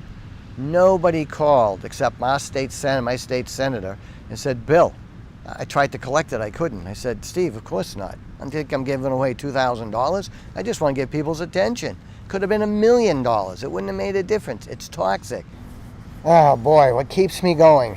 It's just from the heart. It's how the spirit moves me, how we care about people, how I feel about myself. I have to look in the mirror and face myself and say, am I doing the right thing? Am I being ethical and moral? Am I helping my community out? Am I the type of person I really want to be? So each day I go out, hand things to people, talk to people, and let them know. Oh yeah, sometimes you get down and you get upset, but gee, you know, if you give up, you're done. So There's no profit in giving up. I was telling people about it, and they said, Bill, you're really getting into this thing, you know? So I try to tell jokes and keep it light and mention it. And now my friends even joke back at me about fluoride. And they believe, but it took a while. I mean, they're good and open people, but it takes a while because the 50 years that it was pushed. And of course the authority, the dentists with the white jackets, of course they know better than we do. But we know that doctors make mistakes, and we really believe they've been lied to. And the propaganda it's pressure on them to produce what the ADA wants them to say. And you know, I feel bad for them, but at the same time, we have to take them on and head on and tell them how we really feel. I feel a responsibility to the people of Methuen and the surrounding areas to let them know what I know about fluoride. I got to know a lot of people that way. In fact, just walking in a restaurant the other day, I didn't know who the guy was, and he says, I know you. You're the guy against fluoride. And I said, yeah, and in fact, I'm going to a conference next weekend to learn more about it.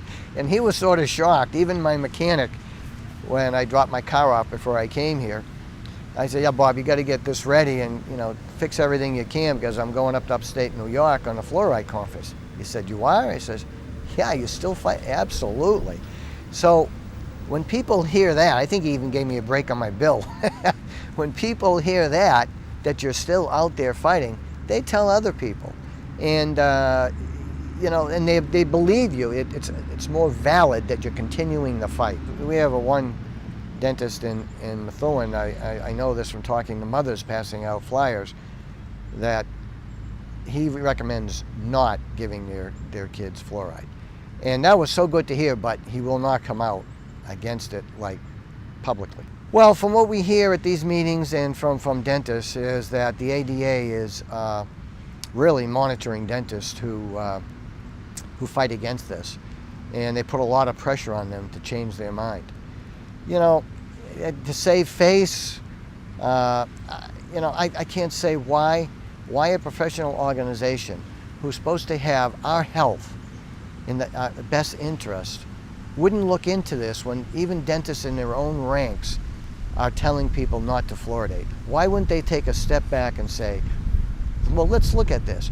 Why would they have such a hard line on this, rigid line, that they don't want to hear anything, they know better, when even people in their profession are backing away from it. It's, I don't know if money's involved, power is involved, control's involved, saving face is involved, but whatever the reason is, it is wrong.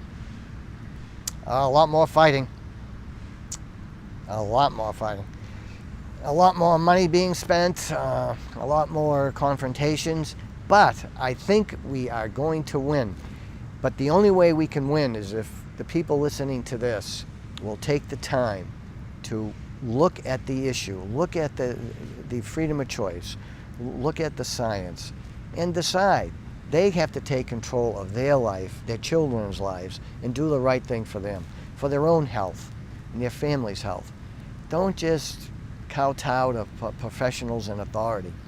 Check it out. Like I said before, you learned how to read and write, you learned how to process information.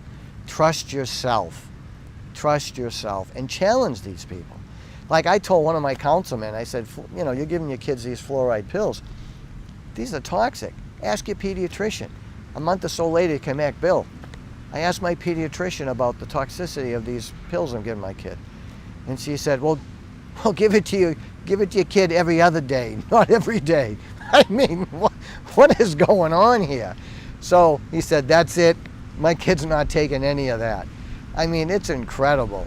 It just is. He just asked the question. And that was his answer. And right away he said, that's it. So you have victories. You have victories. You got to fight for them, but you have victories. And you can wake up every morning, look in the mirror and say, hey, well, before you go to bed, you look in the mirror and say, hey, I did something good today. And you just feel good within yourself and your heart. Well, if you just read the warning label on your toothpaste, boy, that's a persuader. Once you read it, it should just make you angry about not knowing about how bad fluoride is. If you swallow more than a recommended amount, which is pea size, you have to call poison control. Where's informed consent on this? Where's informed consent when your child is sitting down getting a fluoride treatment? If they swallow it, they can get sick or die. They don't tell people about this. You know, dentists are professionals, and they go to school and they're trained. You only know what you're taught and what you're trained and what you're given, and within the curriculum that you're taking. So if the propaganda is there about fluoride, well, they're going to, you know, definitely push it. Well, yeah, they say put it in the water because people aren't responsible enough to brush their teeth, or you know, the poor people don't have like maybe good oral health habits. You know, the thing is that they can treat those people with about the same amount of money that we would put into the water fluoridation of your city or town. They could send a dentist. They could have dentists go to schools and work on these kids. You know, there are other options to that. Of course, people need to know how to brush their teeth, floss their teeth, and they have to eat correctly, you know, good nutrition. And that should be checked at school with the nurse to help those individuals out and those families out. You can give them toothpaste. There's a lot of things you can do than fluoridating the water and having the whole community ingest this stuff.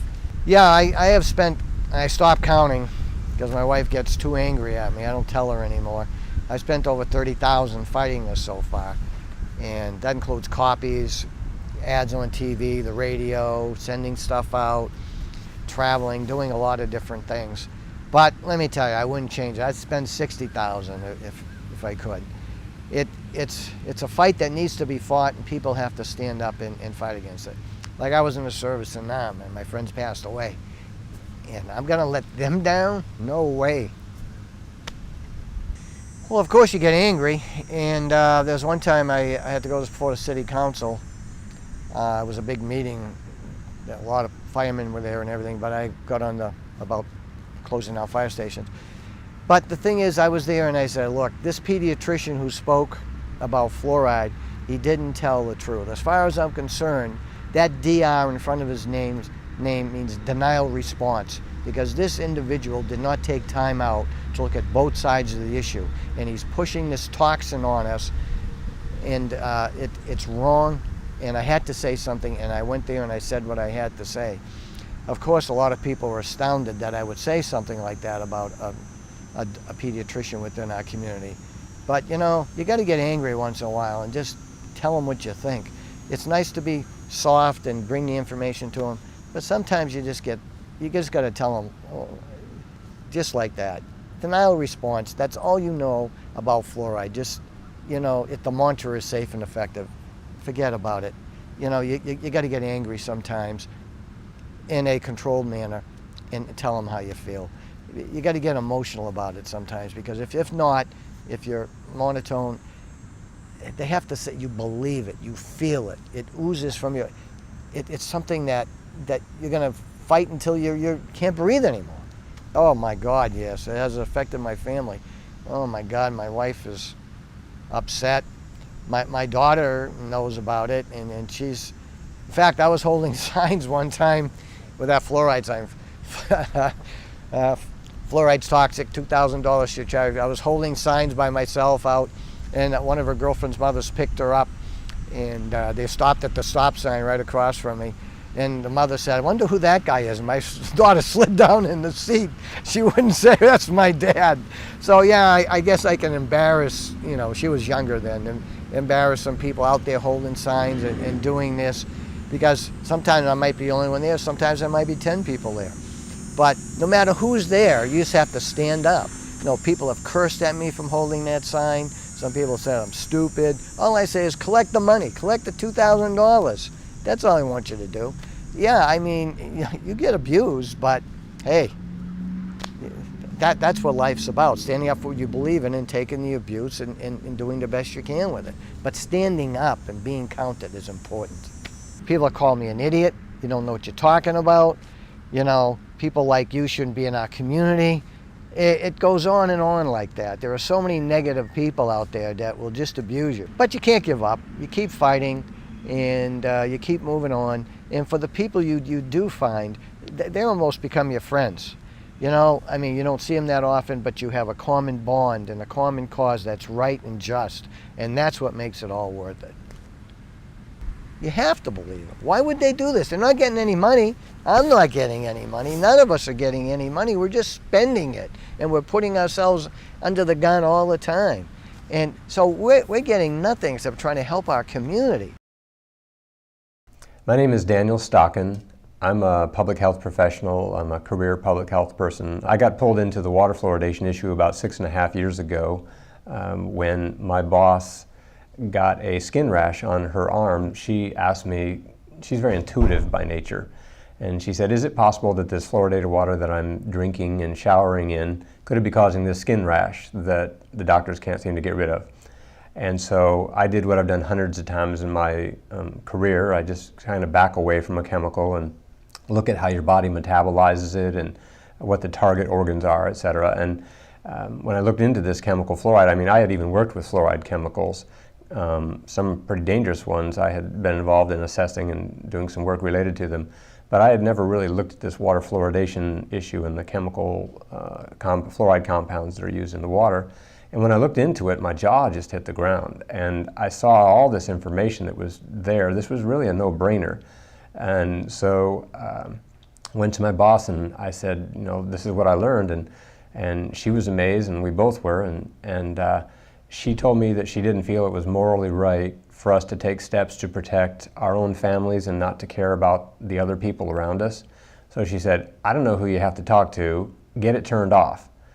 And so I was very green to this idea. I'm not a politician by trade or anything, and but I can tell when someone's trying to blow smoke past me on chemicals. And so I started thinking, well, I'll just talk to some people and see what happens. And I thought maybe this is a 5% of my time project for a few weeks. I was very green, I don't know. And suddenly the thing mushroomed almost overnight to where I was basically full-time at this thing, and it grew very quickly. And I began to receive correspondence from all over the planet and began to find out that this really was an issue that seemed to have a growing momentum to it. The first thing I found out is that most public health people and medical professionals don't know the basics, the fundamental issues about harm from fluorides. And that was pretty surprising for me. And I began to get some very disappointing reactions from my peers and colleagues in the public health field. And I began to see that they would jump through these contortions to continue justifying adding fluoride to drinking water. And it didn't make any sense to me because this was such an obvious situation where you can't control the dose and the chemical has effects throughout the body. So why would we be adding this to drinking water with people drinking it in unmeasured amounts? I was surprised that the public health community and the medical community was resisting this. I also found that legislators didn't want to touch it with a 10-foot pole. And I even had one legislator, he told me, you know, he said he'd been dealing, we gave him a bunch of information, and he began to look into it. Then he began to get the resistance.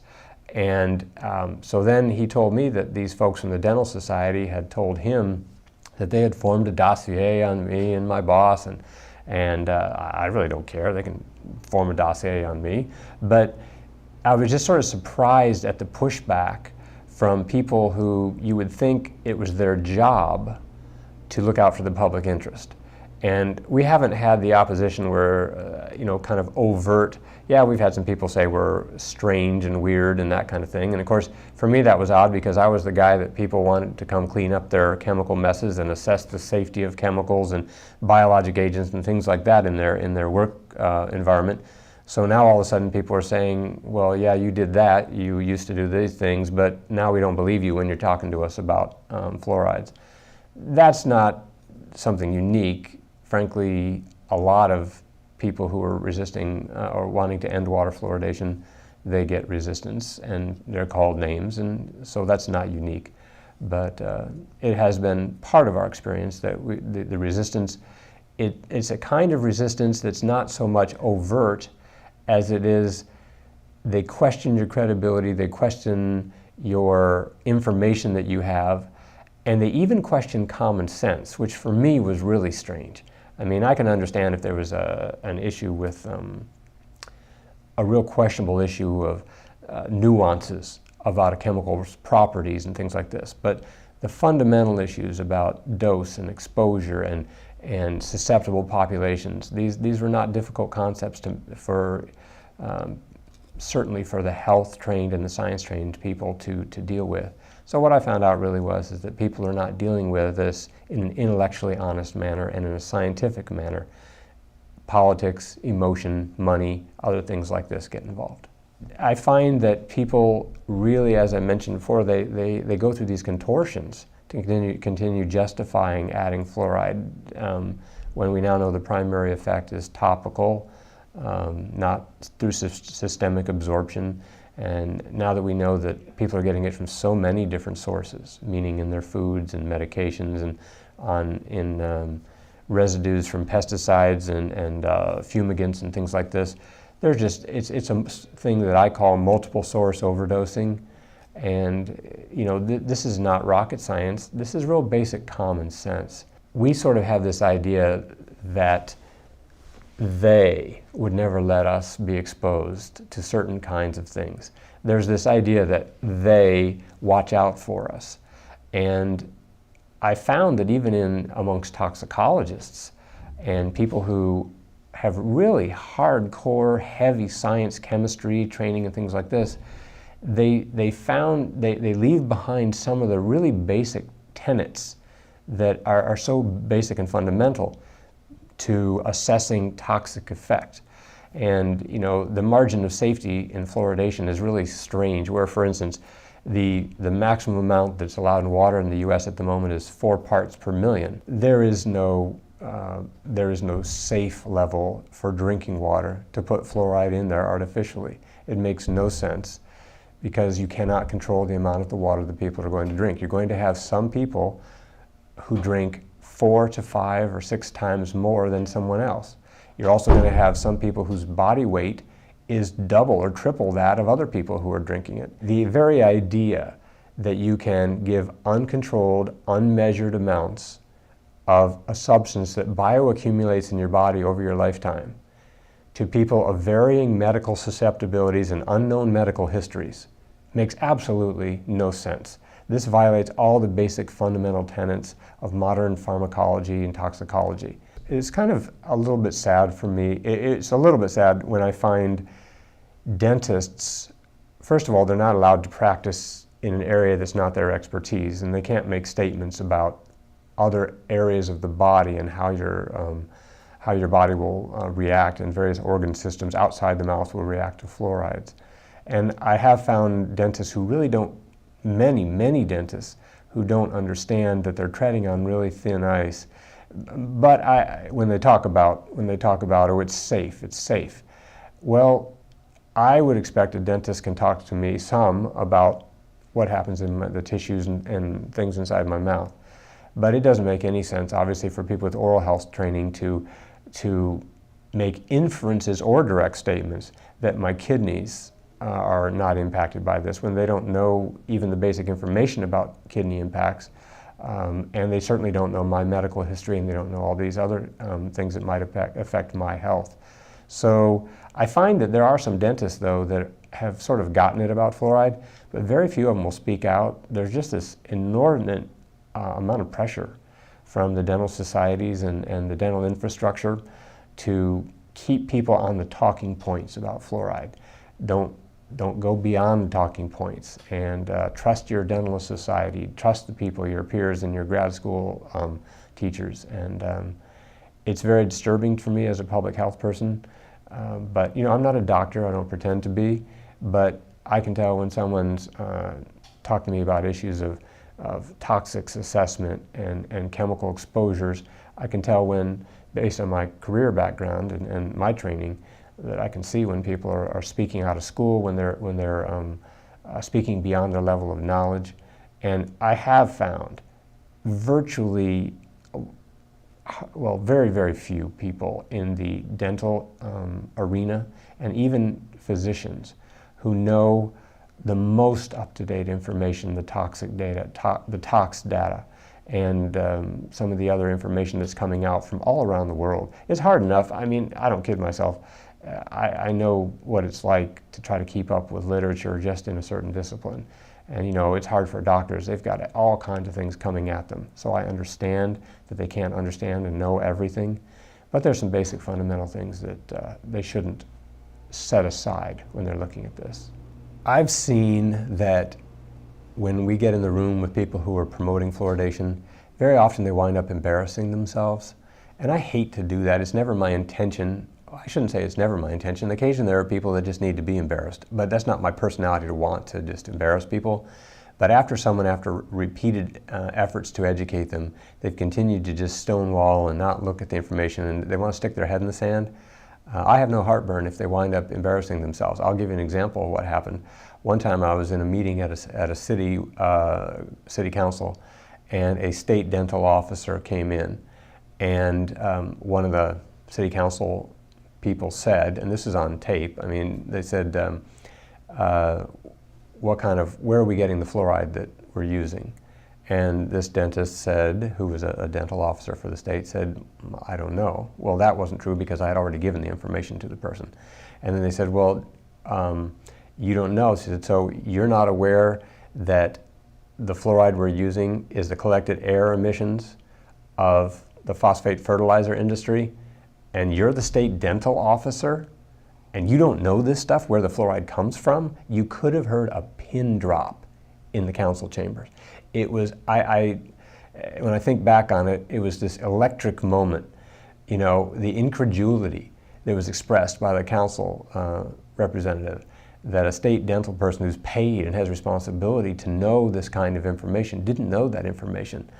It was so illustrative to me of the vast amount of ignorance which is in the medical and dental communities, which has allowed fluoridation to continue. Why is that? Because people don't have the time, sometimes don't have the interest either, to want to know this information for themselves. They want to believe the experts, the people that trained them. And what I've come to find out is that, and this is a disturbing thing to hear, but for every citizen that hears this, they have to understand our doctors, our dentists make big mistakes sometimes, big ones. And our government regulatory agencies make huge mistakes sometimes, and sometimes they don't get called on the carpet, but sometimes they do. So this has been something that I think we're going to see more and more of, that doctors and dentists, who are not the enemy, by the way, they're not. I mean, I think that there's other groups of people who are actively working that the primary people is not necessarily to blame the doctors and dentists. Having said that though, there's some real fundamental things that a doctor should recognize instantly, things about uncontrolled dose, things about enhanced susceptibility for certain population groups like diabetics and kidney patients, things like that. They need to know that information.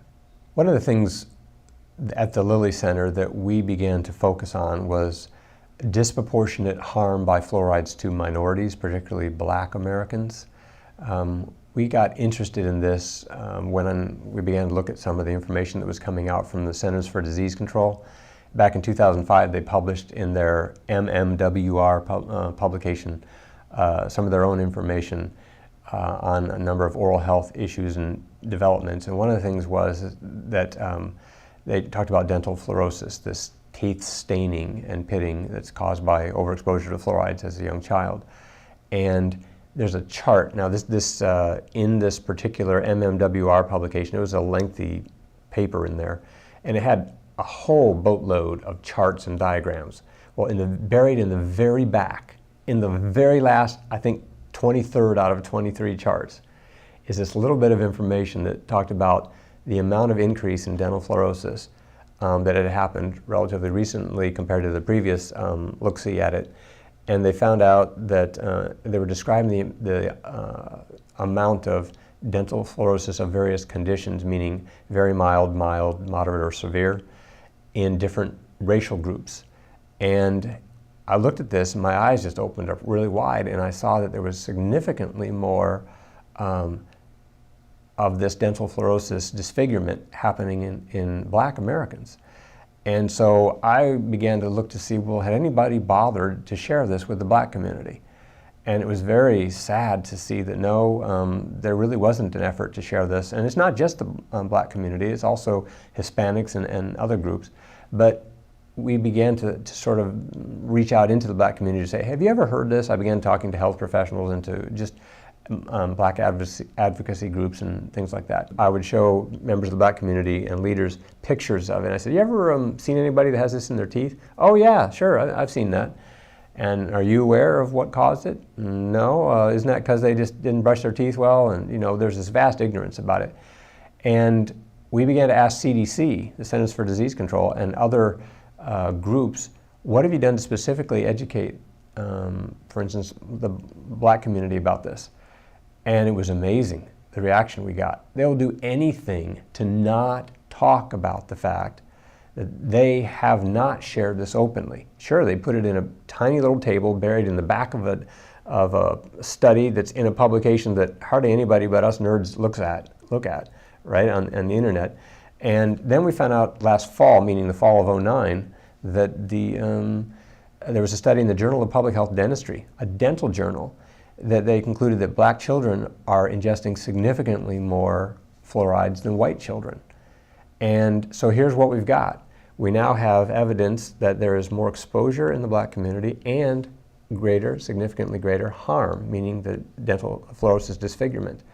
So you've got greater exposure and harm. A lot of people, and this is very sad, are so embarrassed and humiliated by what's on their teeth. They won't even allow us to take a picture of just the teeth and the lips. No identifying marks or anything above the lips or anything like that or below the chin. There's a significant group of people who really need to have this information, whose lives have been devastated. They don't want to go on job interviews. They don't want to go on, their social interactions have been affected. Their personality is affected. And it goes way beyond, of course, members of the black community. Anyone who has dental fluorosis, this can be an issue. But we began to find that there's other economic issues, and now that there's been an admission that making baby formula with fluoridated city water, that parents might want to rethink that kind of idea because it may cause dental fluorosis. That information really hasn't been shared with the black community, with the white community, with moms in general. It just hasn't. So one of our emphases has been to deal with the issue of harm to the black citizens.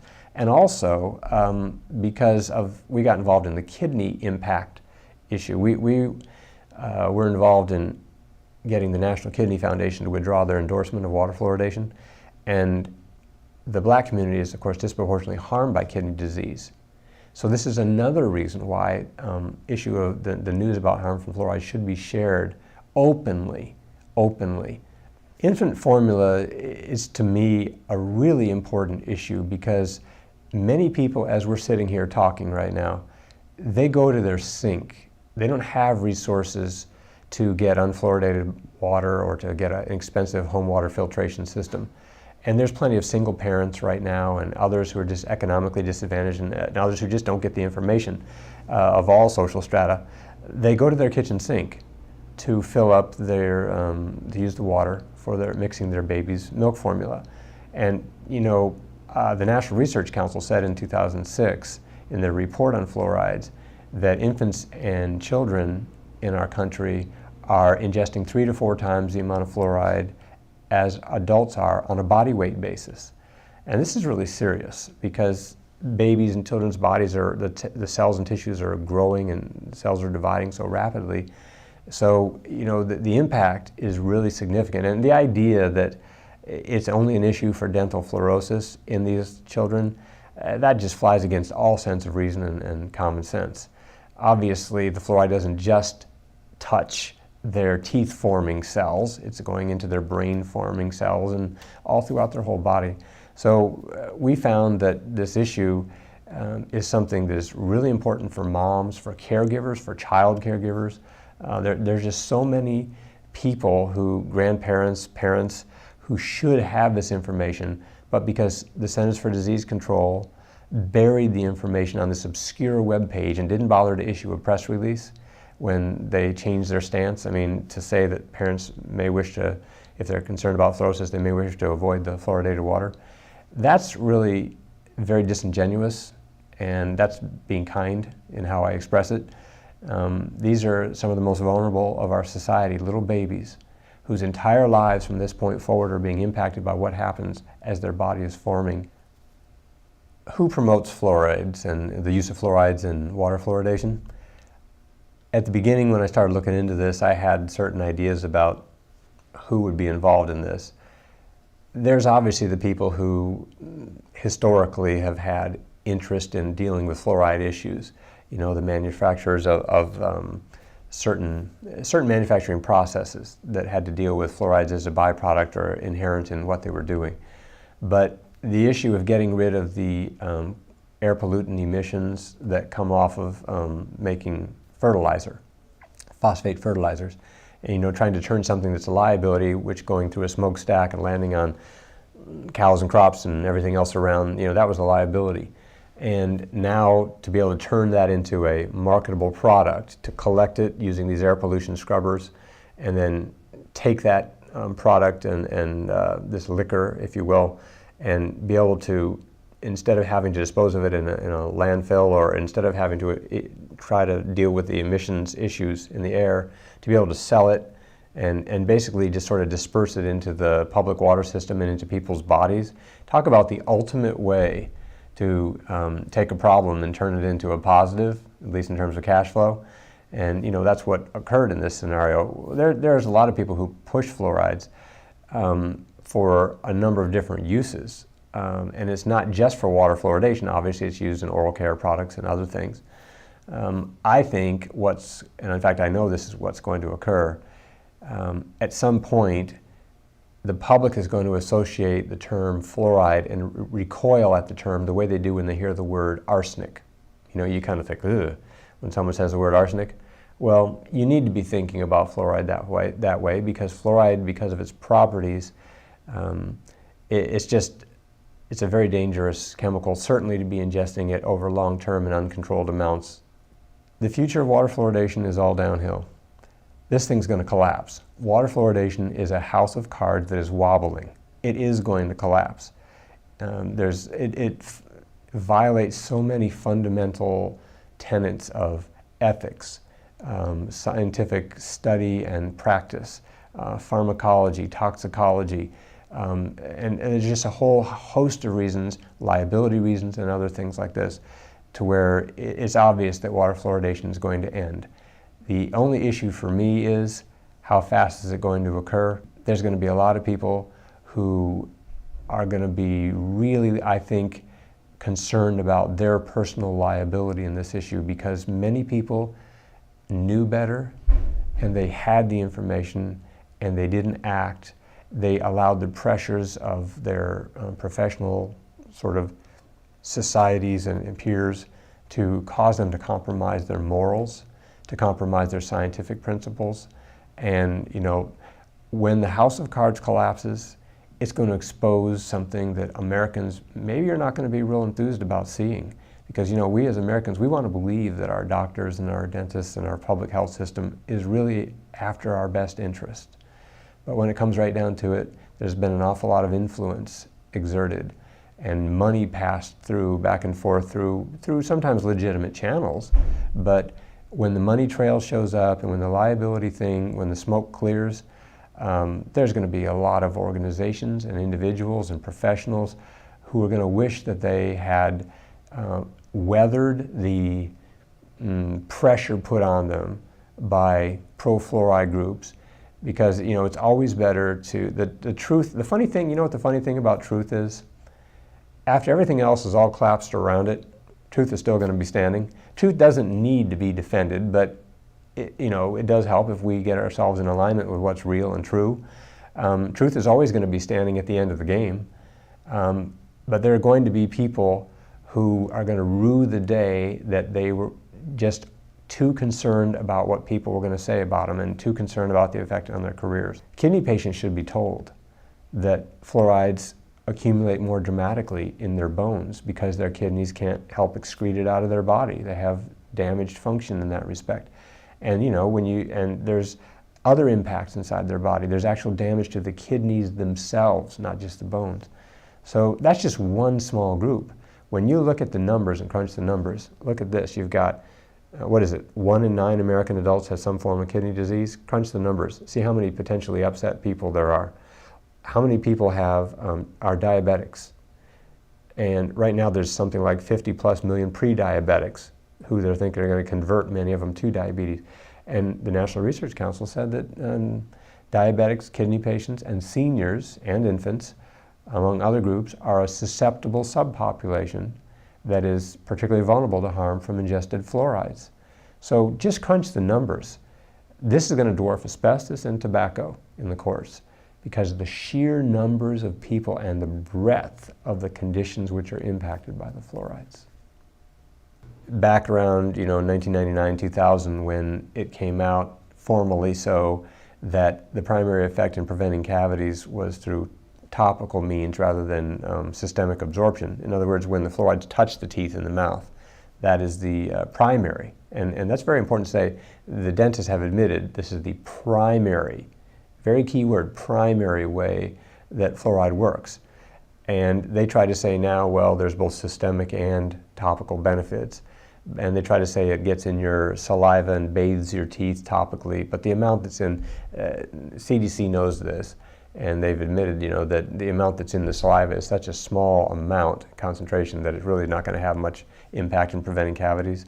So the very rationale that started fluoridation, which was systemic absorption, has been invalidated back in around 99 and 2000. That should have ended fluoridation right there. That was enough to just end water fluoridation. Because the primary original rationale had been invalidated. But of course the story keeps changing, the target keeps moving, and they find other justifications to keep fluoride in there. Why? It's damage control, it's risk management, it's trying to find a way to justify things rather than to call a thing exactly the way it is. When I began to look into this to see the history of how water fluoridation began, I began to look to see what was the breadth of the types of studies that were done that justified the addition of fluoride into drinking water. And I began to find out that there was virtually no look-see at long-term low-dose effect on kidneys. No one had looked at thyroid and formally studied that, if thyroid impacts. And when you think of all the ladies, particularly today, that have hypothyroidism, I can tell you, I talked to a lot of these folks that have hypothyroidism, and they become white with anger when they find out the possibility, the fact that their thyroid condition may have been caused or exacerbated by fluorides. And that's very disturbing. So when I began to find out that this thing at the very beginning when they introduced it was mostly dental studies that were done, again, it just showed you that I think for the most part people, it wasn't like this large number of people trying to conspire to do this. People wanted to prevent cavities. They just did. And they had good intentions. The vast majority of people had good intentions. But that doesn't justify the fact that they did not look at whole body impacts and brain impacts. The National Research Council said in 2006 that more studies are needed on how fluoride impacts the human brain. I think they said to clarify the impact on the human brain. I actually have people come up to me after reading that and they say, wait a minute, you mean we fluoridate and we don't know what it does to the human brain? And they're blown away by that. And of course they should be. We do hear the CDC and other people talk just ad nauseum about how there's supposedly 60 years of studies showing fluoride to be safe and effective. And the interesting thing is that if that's true, then why did the National Research Council's report in 2006 come up with literally volumes of research that has never been done, that they say should be done on the impacts of fluorides? And it wasn't that they're not saying study high doses. Sometimes they're talking about study this at 1 part per million to 4 parts per million. Study it at low levels and varying levels. So I don't buy it when people say the National Research Council report has nothing to do with fluoridation. That report showed that it acknowledged that fluoridation began without really knowing what the impacts were going to be on kidney patients. So this idea that there's 60 years of studies, that's just simply not true. Let's just call it what it is. It's just not true. The vast majority of the people that are promoting this for the past number of few decades at least are really just, at least the dentists and doctors, they're just kind of in lockstep with the mothership, if you will. They're saying what their dental societies and medical societies give them to say. It's not that the vast majority of them are some sort of plotting people with malintent. Now, there are some people, of course, who make money on this whole fluoride thing. There are dentists, and let's be real about it, the fastest growing sector of the dental industry, I'm told, is the cosmetic side of it, the cosmetic dentistry side of it. And yes, dentists do make money fixing dental fluorosis in people. And do they tell them that fluoride's caused it? In many cases, and the people we talk with, no, they were not told. People are under the impression that it was their lack of oral hygiene and taking care of their teeth and things like this. But this idea of how do you approach sharing the story, I don't find a lot of benefit, frankly, in going down roads and talking about these things that I can't prove, that they're these legends that are just kind of all over the internet in some places. But there is plenty of science now to end fluoridation. There just is. So there's also the ethics issues. There's economic issues. So we stick with those because they're real and provable. And I just encourage people to stick with the things that don't get you labeled needlessly so as somebody strange. I mean, look at me. I mean, I'm one of these people that dealt with radioactive materials, biologic agents, chemical hazards. I'm the former manager of the EPA Western Regional Lead Training Center. My career path was just normal and straight, you know, and graduate training in public health and emphasis in environmental health. And, you know, there are people that will say, well, you're just using weird science, and they say worse things than that to me. But when they say that, you know, they don't address the specifics of what we say. They rely on endorsements. They rely on generalities. They don't deal with the specific science. They don't deal with the specific issues of dose that's uncontrolled, and what about safety margins and all these kind of things. They tend to want to shoot the messenger, and they tend to want to switch the subject, change it to something else, and use circular reasoning and logic.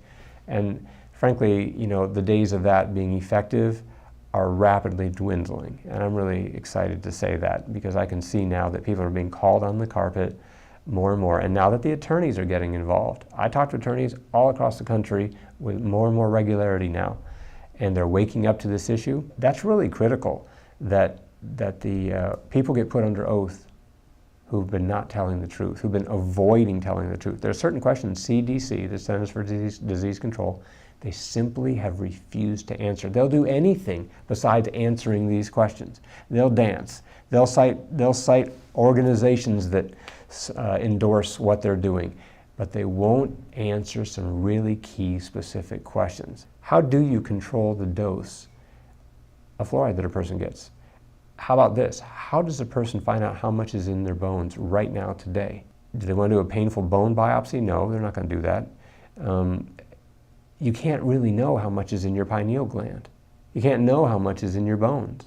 You can't know some of these really important things. With water fluoridation, how are you going to, for the people that want to avoid getting the dental fluorosis and they don't have money to get a filtration system, they don't have money, you know, for their children I'm talking about, and they don't, or they want to avoid it for their home, who's going to pay? You know, there's a lot of these kinds of questions that people just have never been forced to answer, and when people get put under oath, watch what happens when some smart attorneys really press hard on the questions that no one has ever been forced to answer. I think this moment today, and as we're talking here, this is mid-2010, and what's going to happen? I think we're going to see a real acceleration of bad news about fluoride. It's all bad news. It's all downhill. I would not want to be promoting fluoride these days. I wouldn't want to touch it with a 10-foot pole. It's just, from a risk management standpoint, it's not worth the risk financially, to people's health, for litigation purposes, etc. The Lilly Center is a very small public health training firm, and we got pulled into it just because of this health impact that had happened to my boss. She believed in this so strongly that she mortgaged her house. And that's, we're not backed by some big corporation or anything like that. I maxed my credit cards, she mortgaged her house. And we began to just talk to people to see who it was, to educate ourselves, to find out who had the authority and the power to bring change. And we found out that there was this sort of chain of deferred authority all over the place, and no one really, this is a hot potato, no one wanted to be the one who sort of stood out first on it. You know how politicians, they don't want to get on board a train until they see which way the train is heading? That just irritates the heck out of me when they're supposed to be serving the public good. And we began to find out that many politicians just don't have a spine. They don't have morals. And so what we found out is we've just been, our approach is kind of very really, it's been to follow our intuition.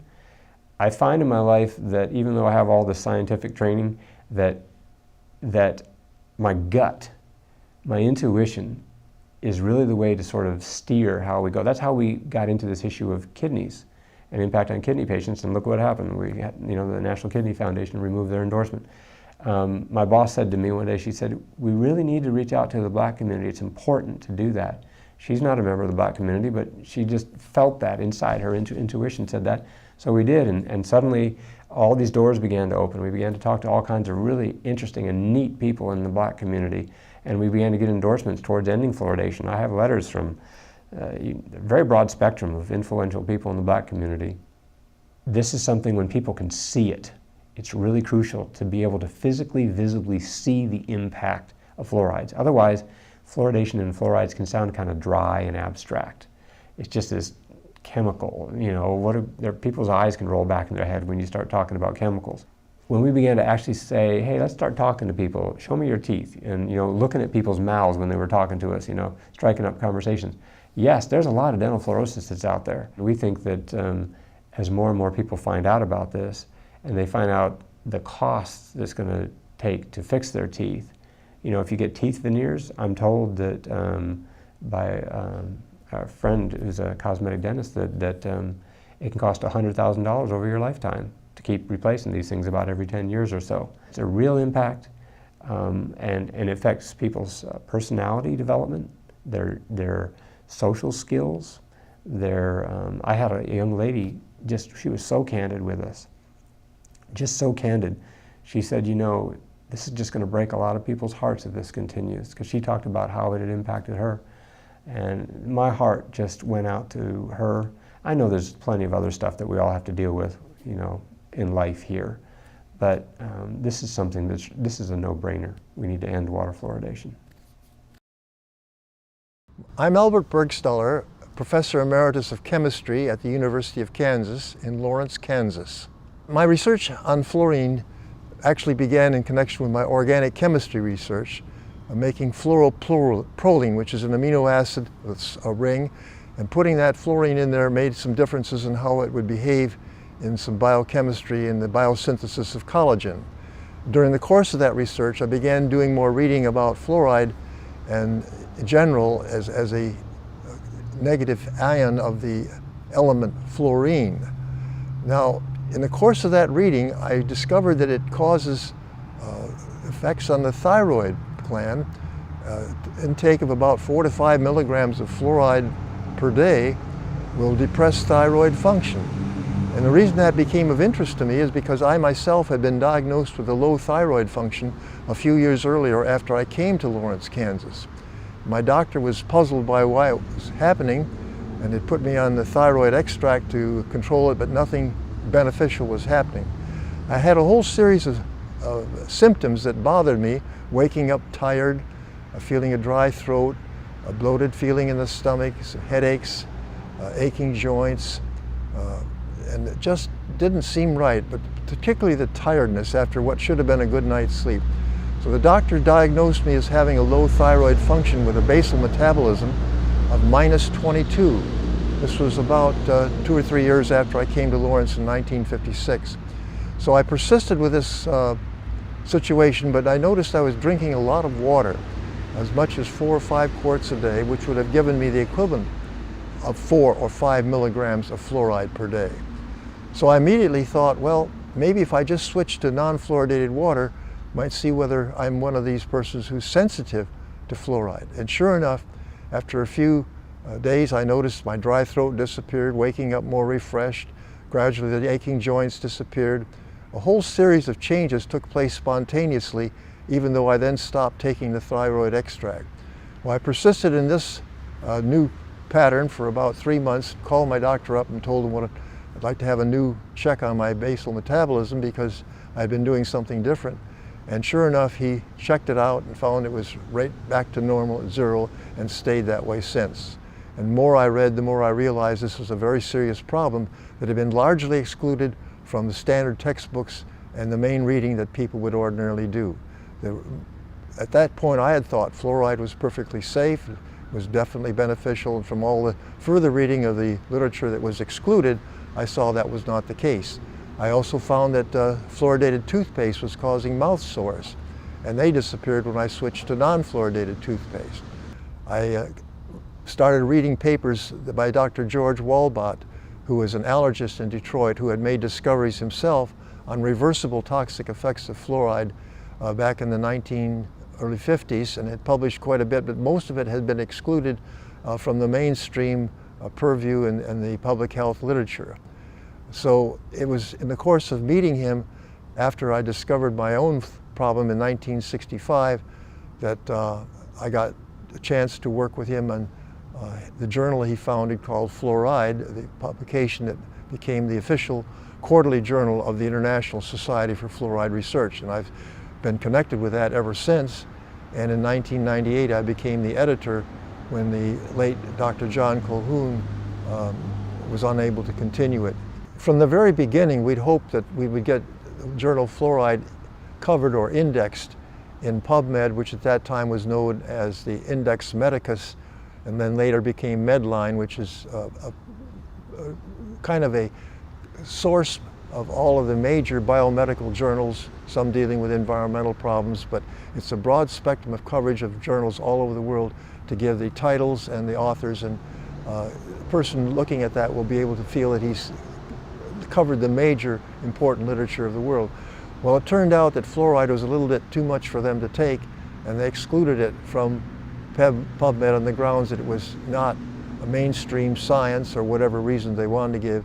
Subsequently, we had our board of editors, distinguished scientists all over the world, writing to them asking to get it into PubMed. They continually refused. And then a few years ago, Dr. Spittle and I made out a more formal application that they had kept changing the ground rules for getting in. And we submitted that, and the review committee said, well, it was about of 100 and some journals, we were not high enough up to get accepted. And that, of course, was kind of funny because they wouldn't give us the reasons or anything. They then said, well, we'll have a collateral review, which is a secondary review of that. We'll have 3 members of that, and you can nominate some people for that, and we did. And the people we nominated were highly qualified in the field of fluoride research, and then we found out later none of them had even been consulted or asked to serve on this review panel. And the new report came out with some very specious reasons for rejecting fluoride, such as, well, you refer to too many papers in your own journal, which would be expected. There wasn't a proper protocol for doing fetal research, and that research was done in other countries, so the protocol would be different. The animal studies were not in enough detail. Well, they were well-known procedures for studying rats, and we followed all those. The human studies did not reach proper endpoints. Well, they were described in great deal. So the whole thing was nothing but a sham to say that those are valid reasons to exclude it. And then they even wrote a letter saying, well, we don't see many papers on the pro-fluoride side, and I sent in a whole group of lists of papers with abstracts that we had actually covered pro-literature very well in our journal. So that's where it stands today. They've rejected it on what I think are specious and really quite innocuous grounds, and we'd like certainly to get this straightened out, because what happens in the biomedical literature, people will go to the PubMed or Medline, and if they don't find something there, they feel it's probably not been published. Now, they could go to SciFinder Scholar, published by the American Chemical Society, where fluoride has been included right from the beginning. Web of Science is another retrieval engine that would get them access to fluoride, or even going to Google, they will find a great deal of research published in fluoride in that way. But most scientists today that deal with biomedical problems in the field of dentistry and public health and so on, restrict their research surveys of the literature to PubMed Medline. Now, one of the main reasons I've stuck so hard and so long with this is the fact that fluoride in fluoridation, fluoridated toothpaste, and in fluorine in various medical products has an enormous impact on people who are sensitive to fluoride. And so we have a large number of people in any population that are suffering very serious ill effects from fluoride. The arthritic symptoms can become crippling in many cases, and the gastrointestinal disturbances can be very disturbing. Effects on the skin can be very troublesome. So all in all, some reversible, some not. Connections with cancer is a very real problem. My own research on Down syndrome showed that there's a connection, at least in the early years of a woman's life where she's having babies, can have a greater incidence of Down syndrome babies when she's in a fluoridated versus a non-fluoridated community. And very recently we've got new data showing that the failure of many women to have full-term babies or developing a lot of anemia during pregnancy can be caused by the fact that too much fluoride is preventing the absorption of folic acid and iron, which are very critical to have healthy babies. And this whole picture of the toxic effects of fluoride, depending on a person's genetics, their health, and their state of nutrition, can be very important. People with excellent nutrition, plenty of protein in their diets, will usually be much less sensitive to fluoride than those who have poor living conditions and less nutritious diets. And that has turned out to be the real key factor in so much variability. In the inner cities where people may have high sugary diets without good enough nutrients, they're going to suffer more tooth decay and ill effects from fluoride than those who have better diets. Well, the original studies behind fluoridation came about during the 1930s when the question arose what was causing dental fluorosis. And when that was discovered to be fluoride in the water at very low concentrations, some studies were made to suggest that maybe it also may be related to tooth decay being less in those areas with fluoride. Well, the problem with that was that those waters generally had more calcium and magnesium, which is beneficial for teeth, and also more exposure to sunshine. So there were covariables that weren't properly sorted out. But some of the original data, when looked at closely, really didn't show that good a correlation. Later they then picked some cities that had lower tooth decay rates and gradual increases of fluoride level in the drinking water and thought they had a good correlation with more fluoride, less tooth decay, more fluoride, more dental fluorosis. The latter correlation holds up all over the world. More fluoride, more dental fluorosis. But the correlation between more fluoride and less tooth decay has not held up. Well, Grand Rapids was my hometown. I grew up in Grand Rapids in early 1930s and went to high school there, and we had examination of our teeth when I was in my senior year because they started fluoridation in Grand Rapids in 1945. And what was done there was examination of the children in all the schools. I think there were 26 or 20, no, there were 78 schools, that's what it was. And they're a very large population. Well, to follow that up would have been rather unwieldy, so they cut it down to about 26 schools or so. And for the following years, they then kept a record of how the tooth decay went from year to year. Muskegon, Michigan, which also uses Lake Michigan water as Grand Rapids did, was supposed to be the control. But at the same time, the tooth decay in Muskegon without fluoridation was going down just as it was in Grand Rapids. And when they look more closely at, when one looks more closely at the Grand Rapids data, it turns out that all of the tooth decay essentially went down the first year by that selection of a smaller number of schools. And there was no real progressive decline in tooth decay at all in Grand Rapids. And so that whole study was really not successful as a real science. Well, I think that when it first began with the rosy prospects, they were pushing it. But after, I think, 10 or 15 years, when they saw data indicating it was not working, it should have been stopped. And as a scientist, I think people should be willing to look at hard data and not just stick to a plan that they thought was working. I think right now it's a matter of such embarrassment to the Public Health Service to admit that they made a big mistake, and the liabilities for having harmed people must loom very large in their minds for this. And certainly that's true also in Canada, where there's great concern about liability for having fluoridation. So they tried to make it such that it's a legitimate power of the government to do this without liability. The same thing in Great Britain. But in the English-speaking world, there seems to be a resistance to modifying or changing, although there are places now where they're trying to cut the levels back to lower intakes, to kind of a modification of a withdrawal from fluoridation. But it's really quite a waste when you think of the cost of adding these fluoride chemicals and the equipment and the control and so forth for something that's not working, causing a lot of damage to the plumbing and the machinery that is involved, and the dangers of overdosage, which frequently, and the harm that can cause. When you put it all together, it seems absolutely crazy to have such a very small fraction of the water being used for a purpose that's not even working. Well, the precautionary principle is a good one, because what it says in effect is if you have evidence, even though it's somewhat uncertain or questionable, you should go with the side of being cautious and not taking unnecessary risks. So without benefit, what is the point of this? That's the part that really seems very disturbing now, when we can show that their claims of benefit are faulty and there's not much real benefit from fluoride in reducing tooth decay. Furthermore, from the standpoint of mechanism, getting fluoride passing over the teeth in the drinking water is such a low concentration it can't possibly affect the enzymes on the teeth and so around the saliva and whatnot. So the question is, how is it working? Well, they're saying it promotes remineralization of the teeth from the calcium, magnesium, and phosphorus, particularly calcium, phosphorus in the saliva. Well, that's very questionable with that short passage time, and then other studies have shown that it takes a lot longer time of contact for that to actually work that way. Once the fluoride from the water gets in the body, then there's a whole series of bodily reactions that take place that are very unsatisfactory. So altogether, from a mechanistic standpoint, it's not good. Have I felt marginalized as a scientist from opposing fluoridation?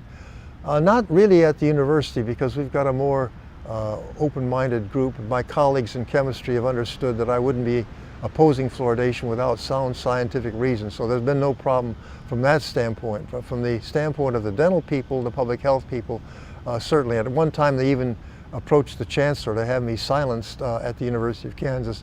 But after he saw my research, he said there's no point in even going into this, because obviously Dr. Bergstaller has looked at this very closely and does not have any reason to be silenced for what he's done.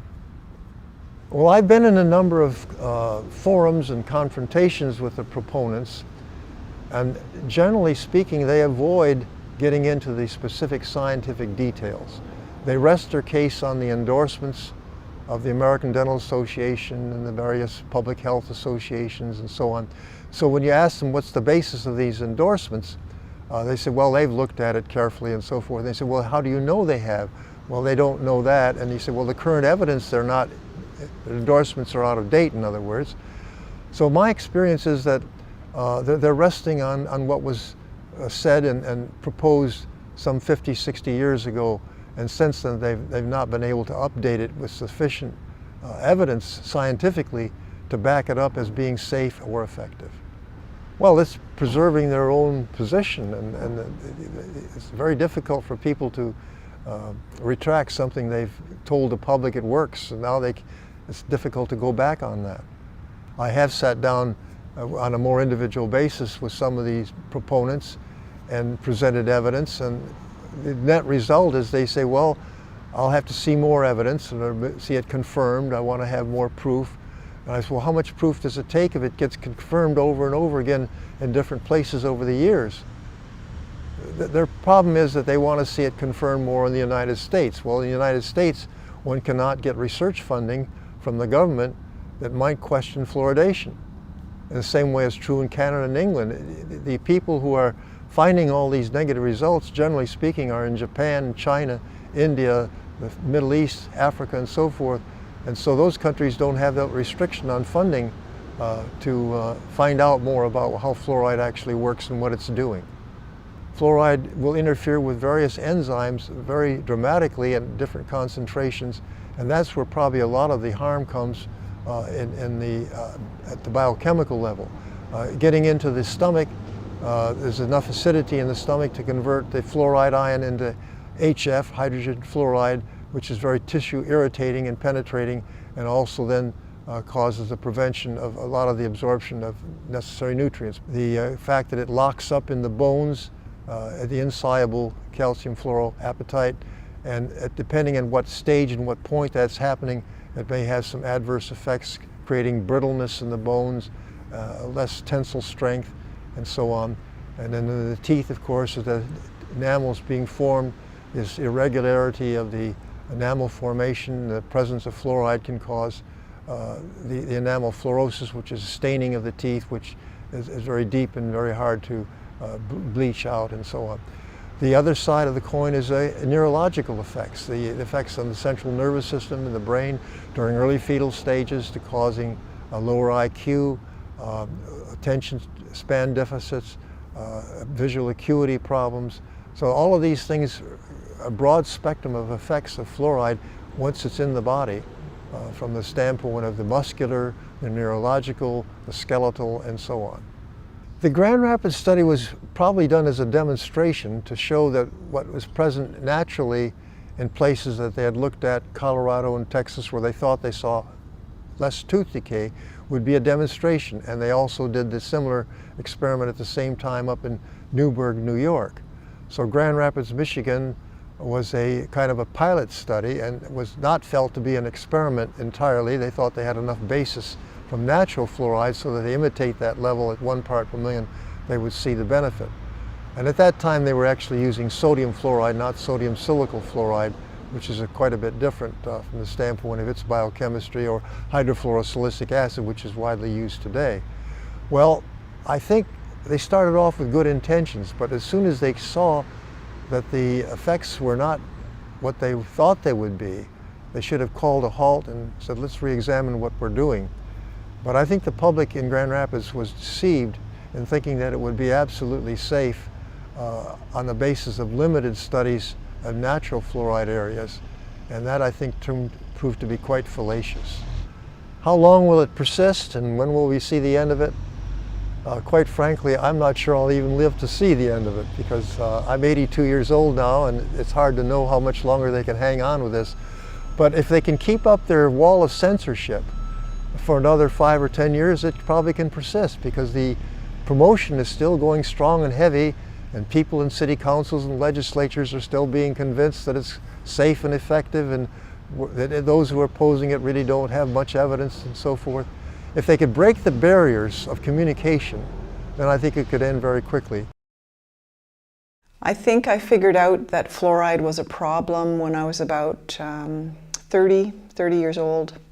I'd had a baby and I wasn't tolerating my toothpaste. It made my gums bleed, and I had cankers after brushing my teeth with fluoride toothpaste, so I stopped using it. I didn't really know the full extent of how fluoride was affecting me until I got involved with the Fluoride Action Network around 2001, I think, when I realized that I had been severely fluoride poisoned after surgery because a general anesthetic has fluoride drug in it. And I just wasn't able to tolerate it because of my previous level of fluoride poisoning. Because I had been born in Grand Rapids, Michigan, which was the first artificially fluoridated city in the world, I had a total body burden load of fluoride stored that was now putting me at risk of the tiniest additional exposure from food, water, and air pollution, let alone prescription drugs. So my life was pretty constrained because I just had to walk this real tightrope of avoiding accidental exposure, or else I would get really ill and I wouldn't be able to function. Chronic depression and insomnia and thyroid issues, none of those were ever handled properly by any doctor I ever saw. But then for several years I had a really great family doctor who himself had chemical sensitivity, so he got it. And he was the only one I ever met who was open to the idea that fluoride was part of the problem. Other than that, most public health officials and dental people treat me with contempt. How dare I question their expertise? How dare I even propose that any of my problems and symptoms and lab reports have anything to do with this wonderful program of public health, which only helps everyone. My sister and I were born in the first 10 years of the fluoridation experiment. Our teeth were not improved. We had tons of cavities. I had cavities even before I had my adult teeth. Like before age 6, I had cavities. I had mercury fillings before I even went to school. And so did my sister. So if we were the target recipients of all that benefit, how come it didn't work? In fact, there were hundreds of Grand Rapids children who, like us, who clearly did not have better teeth as young children, and we were just dropped from the studies. They just didn't follow us, they didn't include us.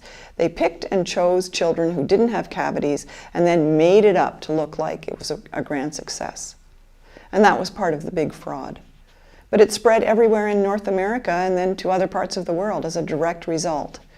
And I, as a grown woman, really resent being used fraudulently that way when I was an innocent child who couldn't possibly have voted for this.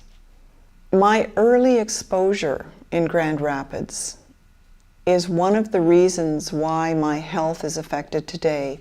We now know that the load you get from conception to birth is very important. We know that the fetus and child are most vulnerable to fluoride toxicity.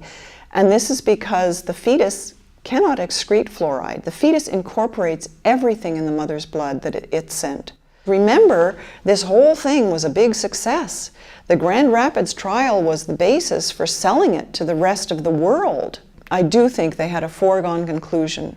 They were either convinced that this was a good thing or they had an ulterior motive, but either way, it was a foregone conclusion and they just built everything around it to make it so.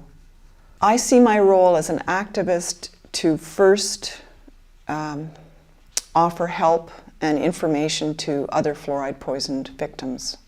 I have done dozens of deputations now to committees and city councils, and the overwhelming response has been cold contempt. Get me off the stage, take the microphone away from me, get me out of there. They just don't want to hear it. The response from environmental groups and citizen activist groups and ordinary voters groups is very different. They always get it. Who's responsible? My guess is that in Canada it is faceless bureaucrats behind Health Canada giving false information and outright lies to the officials that we elect to make policy and uphold our laws. And we can't reach them. They're they're under a cone of silence or something, but they have incredible power to manipulate public health policy and laws in this country, and that's wrong. I guess the personal thing for me is that I want to know why I and other fluoride poisoned people seem to be invisible. Like, why don't we count?